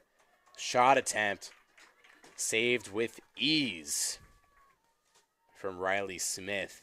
That's Deerfield's second shot on goal in about 82 minutes of action. It's not something you see very often. No, the one thing that plays out in this playoff soccer is that overtime is almost like a second game. It's like a shortened game, and it's like re-game planning, and it's almost like you're just facing them another time because it is 20 minutes. You do have a little intermission in between, so it kind of feels like you are playing again. I mean, in the last game, we saw overtime as well, and it was almost like entirely different matchup. There wasn't as much offense. They kind of stayed in midfield. It was completely different than what we were seeing in the first 2 halves of that one. Well, I imagine, Ian, these coaches of both teams are telling their players, it's a whole reset. Whatever happened those last 2 halves do not matter whatsoever. We are all at an equal point right now. And as you were saying, it does feel like a new game. It feels like we've broadcasted about 6 games tonight, but both of them going into overtime and the last one going even into PK. There's been plenty of IHSA playoff soccer to be played here today.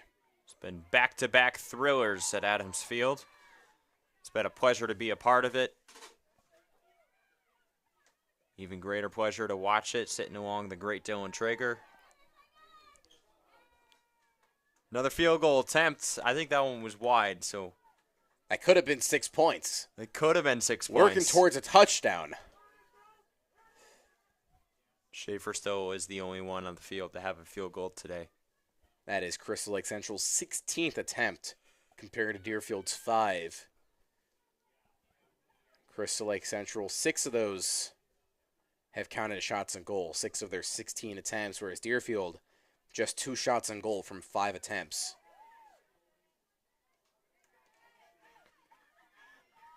Deerfield's finally catching a break right there. Going to be able to get this throw in. We'd like to thank everyone for spending their Tuesday night with us. He's Ian Van Every. I'm Dylan Traeger. And reminding you one more time, the overtime rules, 2 halves of 10 minutes each with a 2-minute break in between halves. as here's a chance for the Tigers and another Deerfield defensive stop. It's a brick wall back there for Deerfield on defense, and the Tigers can't catch a break.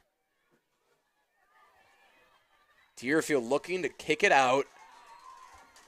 Whistle blown. That was really risky there for Julia Wolf. She took almost forever to set her feet to try and clear that, and it almost got stolen once again and brought down by the Tigers. That's one thing that Deerfield has not been able to do, is coming from defense and shifting to offense. It's been a struggle for them all game. If you're Deerfield, your priority has to be getting the ball to your offensive zone, keeping it in possession at all cost. This crowd doesn't like it. They think Deerfield is stalling as much as possible to get to a shootout, as they're just barely hanging on right now.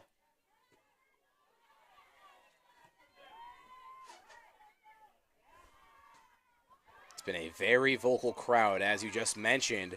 Deerfield getting the whistle blown in their favor, as it looks like Addie Margulis is really having some trouble there. Talking with the referee, telling him she's okay. Well, she took that shot earlier in the second half, and ever since then she's been kind of hobbling around, just playing through gritted teeth. You get into a sort of flow state in a game like this when you're playing as good as her. As there's a chance for Deerfield, and Ryan Emery's shot is saved. An impressive save there from Riley Smith, Deerfield's third shot on goal in 86 minutes.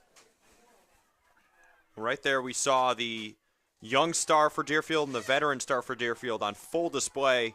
Leah Cohen plowing right through a couple defenders and then getting the ball to Ryan Emery, who had the shot, the chance. Riley Smith, only her third save of the game. And we're in the first half of overtime.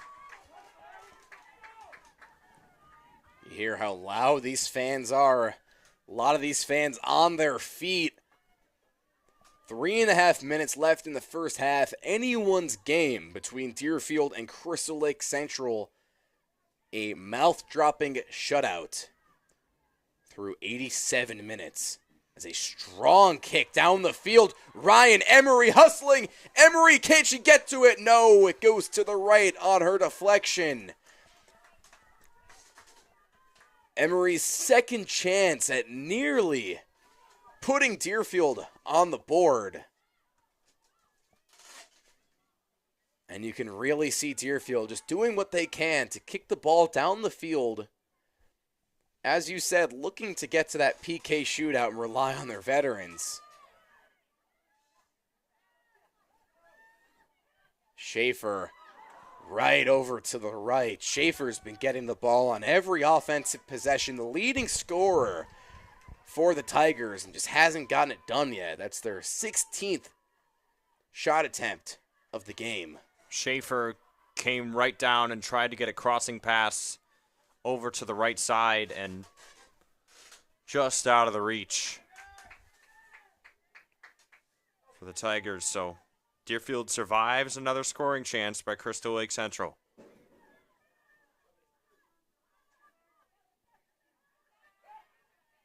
Down to the 2-minute mark in the first half. Tigers have the ball 20-yard line. A strong Deerfield boot.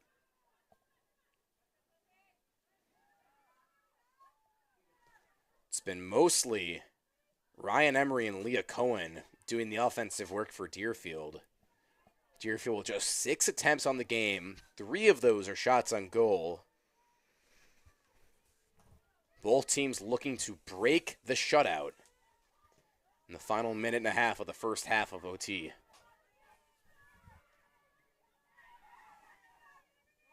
Deerfield has to clear it here, or at least get the ball down in their offensive zone. Defenders are getting really, really tired. They need a break. That's a big-time clear for the Warriors. And Ian, I mean, these Deerfield defenders and midfielders are just pounding the ball play after play.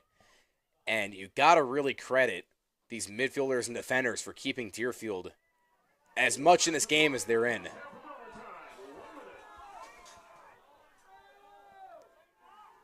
Whistle blown. It's going to stay with Deerfield on the throw-in. Crowd is getting pretty hostile right now. A lot of Tigers fans. Is that Sam block on the header? Goes down on her back. Looks a little bit rung up, walking towards center field. Leah Cohen with the free kick. Clock still going. She's taking her beautiful time. 20 seconds to go. Cohen lining up. Stops the kick, hesitates. A strong kick. It's going to go right out of bounds. As that will do it for the first half of overtime. Well, it's been a heart racer all through the game, and especially right now in the first half of overtime. We have 2-minute break, and then we're going to have 10 more minutes of some running clock overtime action after that. If there's still no score or still a tie game, we'll have a shootout. So, well, it's been a pleasure from Adams Field so far. I can't wait to see what's next. You can really see Deerfield here. They don't belong in this game offensively, but their heart, their hustle, and most more, their defense has kept them in this game. 10 more minutes of overtime in the second half. No sudden death. 10 more minutes. We will be back right here for the coverage. He's Ian Van Every. I'm Dylan Traeger from Deerfield High School, IHSA Playoff Soccer.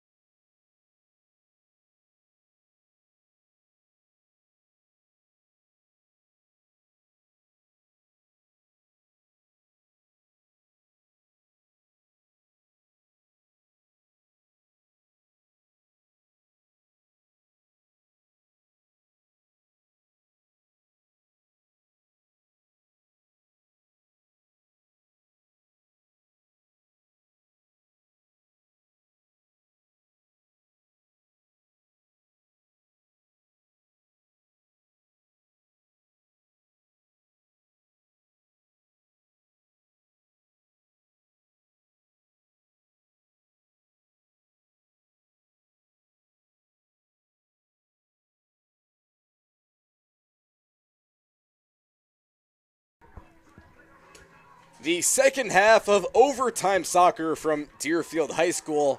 Deerfield, the 3 seed, the away team, and Crystal Lake Central, the 2 seed, the home team. An absolute thriller. We'd like to thank all of you for not only spending your afternoon, but now your late evening with myself, Dylan Traeger, alongside my partner, Ian Van Every. We've got 10 more minutes lined up for us, Ian, and if neither team can score, we will go into a PK shootout. Yeah, this has been an unbelievable game. Deerfield just kind of hanging on with their tremendous defense. The Tigers have been pressuring for pretty much all 90 minutes so far. Well, Dylan, I said before the game, you said 80 minutes. I said, judging based off the soccer today, we could see more, and we are seeing a lot more. You know, I can't even explain it. This Deerfield offense has just been MIA the entire contest, but their defense has been astronomically good. And any chance they get to clear the ball and give their goalie a break, they've taken it. It's been Ryan Emery in the first overtime half, Ryan Emery, who was really commanding the offense for Deerfield. A couple really good offensive possessions from Emery. All it's going to take is one of those attempts to crack and for one of these teams to take a lead. It's been Leah Cohen, as you said during our break, who's been being triple teamed. She's really struggled to really get much off on offense. Another star right now for Deerfield is Aubrey Putz. I mean,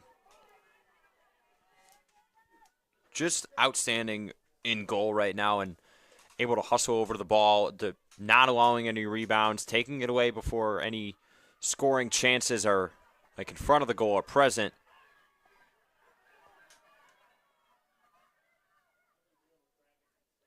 Crystal Lake Central over at the 10-yard line, looking for a shot attempt. They get the shot, and Aubrey Putz goes onto her knees, saves the ball, rolling in the turf. That's her 7th save of the game. Just on cue. Putz is going to go right down on her knees. This is what we've seen from her all night long. She had to range over more than half the distance of the goal to make that save, making plays that a sophomore typically does not make. A routine save for Putz, who at this point could do those saves in her sleep. She makes it look effortlessly.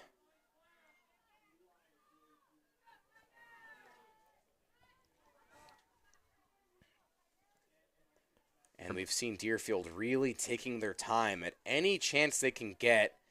And you're kind of suspecting that Deerfield really wants to go into this PK shootout to have the best chance they can at taking this game. There's some dance moves here from Ryan Emery trying to get it into the offensive side. Deerfield needs a lot more possession.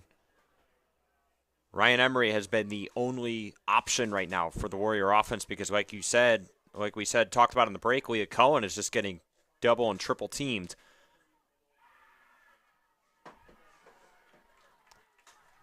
I just think at this point, Deerfield, if they can find a way to get it to that PK, they're going to have a lot better of a chance to get one in the net. You can see Ryan Emery has literally been the only effective ball handler on offense in terms of getting shots up.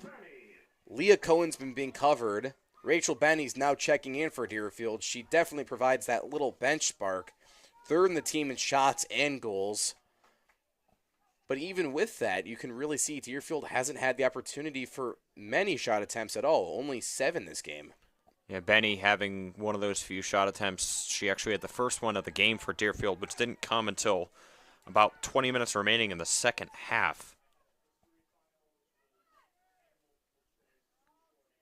Benny, only a freshman, as I said, 3rd in team in shots with 28 entering the contest.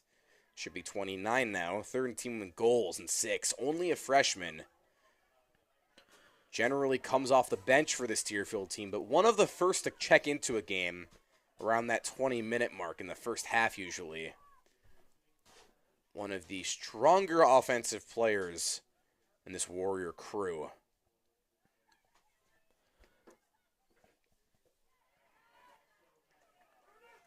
So far, one of the harder workers for Deerfield today has been, no doubt, Addie Margulis, having a tremendous game defensively, fighting through some soreness as she took that shot in the second half.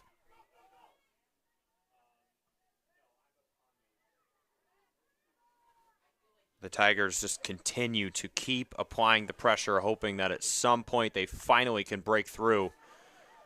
Another heads-up play there from Lauren Jones, booting that one out, forcing a throw-in. Deerfield has 5 minutes left in the second half of overtime to try and hang on. Lizzie Gray with the ball. She gives a light shot attempt from around the 15-20 yard line. That's stopped and saved by Audrey Putz. That's going to go down as her 8th save of the game. A really impressive game in net from Putz. She's going to boot that one all the way. First bounce around the 33-yard line. Out of bounds. This has no doubt been Putz's most impressive game in goal for the Warriors so far, and it's coming at a the most opportune time. This is a performance she will remember for the rest of her life. As the Tigers have a chance here to put a goal up and a little collision. You can hear the fans going nuts. Ball goes out of bounds. A little collision at the back end of the end zone. Clock stays running, a little bit of outrage. Tigers stay possessioned with the overhand throw. Well, the officials have kind of let the soccer players play all day today in both games. That's a heads-up play to go in there and just force the contact, force the official to make a call. We have not seen that call made all day. Had there been a lot more fouls called during this game and in the last game as well, I think there would have been a different approach there on the defensive side for the Warriors. Nevertheless, a smart play. About to hit that 3-minute mark. Deerfield finally going to have at least a little more than 10 seconds of possession on offense. And if you're Deerfield here, you got to keep it away from your goalie, Aubrey Putz. She's done such a terrific job all night. You would hate to lose that in the last few minutes. Ball at the midfield. Tigers still have their possession. And a great defensive stop from Margulis.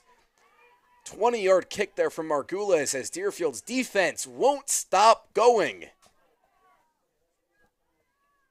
Under 2.5 on the clock and a strong kick out there from Olivia Levin.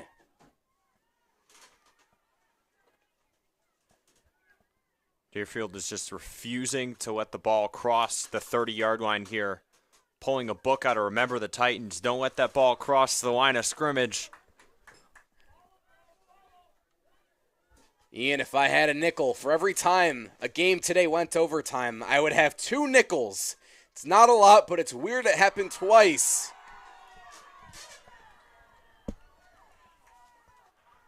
The second game today to go to overtime. We've got about 100 seconds on the clock. Tigers with possession. A free kick at the 20. Clock still ticking. 90 seconds to go. The second overtime at Deerfield High School. You see the Deerfield girls on the 10-yard line. A stampede of them at the 10. Making a wall, protecting Putz. The fake kick right over the girls. And that's going to sail out of bounds and to the protective net. Clock will still go, and Putz gets another break. That is huge break for the Warriors. They got super lucky that one sailed. This is a gigantic goal kick. If you're Deerfield, you're going to have to play keep away as long as possible. She's going to take her sweet old time before she actually kicks this ball. 45 seconds remaining. Deerfield just needs to clear the ball down the field and get into a shootout here. If you're Crystal Lake Central, you want to get one more attack. And as you said, not just a game of keep away, but a game of stalling. Killing and wasting time as there's 25 seconds now. You see Deerfield going slow. It's going to be Sophia Petit taking her time, making sure her goalie's ready, telling everyone get down the field. We're going to wait until there's less than 10 seconds, and then we're golden for the PK. There's a Hail Mary style. Petit actually slipped before that kick. Deerfield almost a chance there, but the second time tonight you can give me 2 nickels, Ian, because we're going to PK shootout for the second time. Deerfield finds a way to hold off the spectacular Crystal Lake Central offense. And Ian, give us a reminder of how the PK shootout works. So the PK shootout is going to be 5 rounds. They're going to alternate different shots, almost like hockey style. And then whoever has the majority goals after 5 rounds is going to be the winner. And if we have a tie, We'll obviously go round by round, sudden death per round. Man, this has been probably one of the greater defensive games I have ever seen from either team in soccer in my entire life of watching. So thank you all for joining us here tonight. We have a shootout coming up from Adams Field. And we're going to stay right here throughout the shootout. Easy and Van Every, I'm Dylan Traeger. Live on the Deerfield High School Warrior Athletics YouTube channel. Free to watch. We'd like to thank you for spending now your Friday late evening with us. You've got a few minutes until the shootout starts. Grab your snacks, grab your drinks, get ready for what is anyone's game. Looking back, we have had 2 regular halves, 40 minutes each, and 2 PK shootouts, 100 minutes of regulation. And through those 100 minutes, Crystal Lake Central, the statistics, 18 attempts, 8 shots on goal, 3 saves, and 3 corners. The Deerfield side, just 8 attempts, 3 of those were shots and goals, 8 saves, and 2 corner kicks. A spectacular evening. Crystal Lake Central's offense has dominated the game. While they haven't scored, they have had a lot of command. As we'll be back for the PK shootout of IHSA Soccer.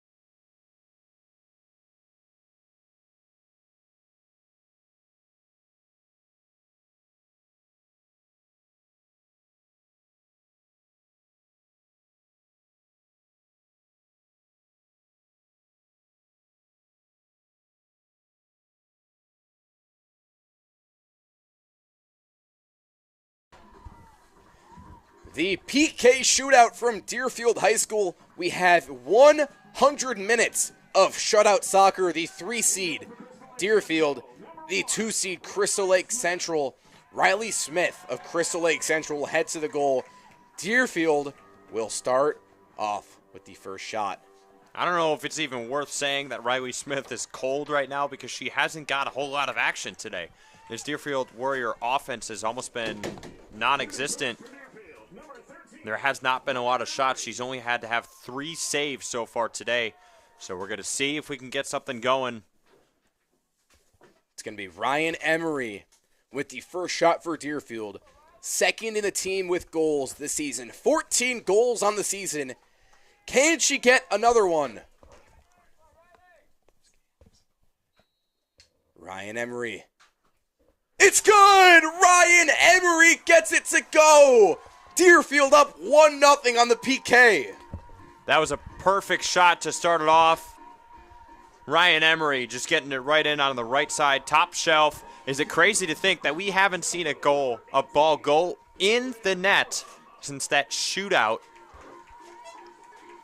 earlier today, a couple hours ago now, between St. Viator and Lakes? Central sends out Addison Schaefer, the team's leading goal scorer, to even it at 1.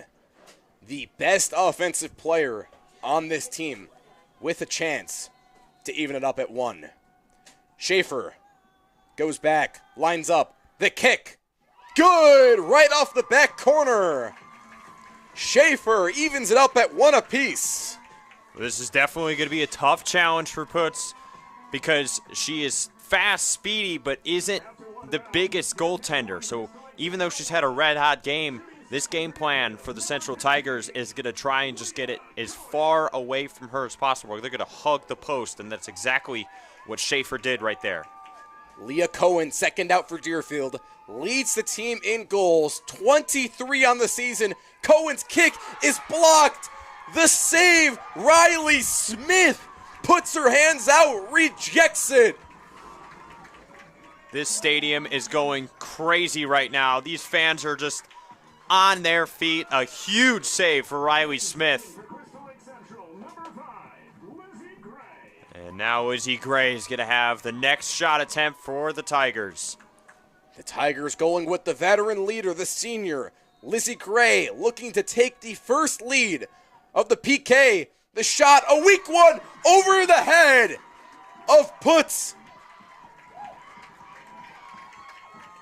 This is a big-time shot. Like I said, they're going to try and get it as far away from Putz as possible. Make her guess, make her range. Putz not able to range that far to the other side of the net. Deerfield sends out Olivia Merrick, the freshman forward. 2 goals versus Antioch last Tuesday. Can she repeat it? Merrick is deflected. Merrick is deflected.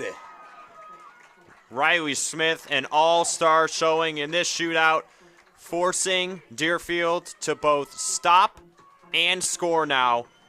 And if this shot goes in for the Tigers, it will be a sectional final appearance on Friday night. Central sends out Allie Barnett, the freshman. They rely on her so much as a freshman. Can she get the lead bigger?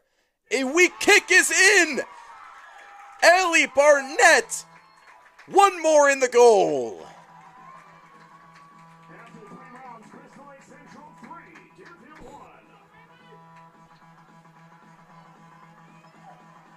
Deerfield now down by 2 on the PK. Olivia Levin is going to go in. She's got the strong leg. We saw her nail the corner kick on Saturday versus Carmel. She needs to keep Deerfield alive. Olivia Levin, can she do it? Levin gets it in! Perfect shot by Levin. The pressure's on. The adrenaline's pumping. She goes to the left side, just out of the reach of Riley Smith. And Deerfield hangs on to see one more shot. Aubrey Putz needs the stop. This is for the game and for the season. Addison Schaefer leads the team in scoring. Schaefer versus Putz. Schaefer going back. Behind the 10. Schaefer's in. The kick. Putz! Putz stops the ball. She slams it. Call it the Croc spike. The turf monster strikes again. Aubrey Putz with an unbelievable save to keep it alive. Deerfield has a chance. They need to score. Rachel Benny, the freshman. The chance to even it at 3. Rachel Benny, far back behind. Benny goes in. The kick. Wide left. Benny can't get it to go. And that's going to conclude the contest. Crystal Lake Central is victorious in the PK. Rachel Benny's final kick behind 3-2 in the PK. Just wide left. An absolute thriller of a PK, and an entire contest ends in the favor of Crystal Lake Central, winning final PK 3-2. Wow, what a game. What a day here at Adams Field. Both games, a penalty kick thriller, but not only that, a regular time thriller. It has been an unbelievable time here at Adams Field. Crystal Lake Central is going to take this one 1-0. It is the final score from Adams Field. Well, Dylan, it's been an honor to broadcast with you here today. This defensive showdown. A game we will never forget that we called such an impressive showdown from Deerfield and Crystal Lake Central athletes. Super impressive and beyond amazing contest today. The final score of the PK, Deerfield 2, Crystal Lake Central 3. The goalie shutout across both halves in the overtime between Riley Smith and Aubrey Putz. I think you got to give the two goalies both player of the game automatically. Aubrey Putz goes out there, 7 saves, and for Riley Smith, 3 saves. But from Deerfield High School, that's all she wrote. Crystal Lake Central, the 2 seed, staying alive. Win or go home. They will be right here Friday at 4:30, taking on St. Viator. For tonight's call, he's Ian Van Every. I'm Dylan Traeger with Deerfield High School Warrior Athletics.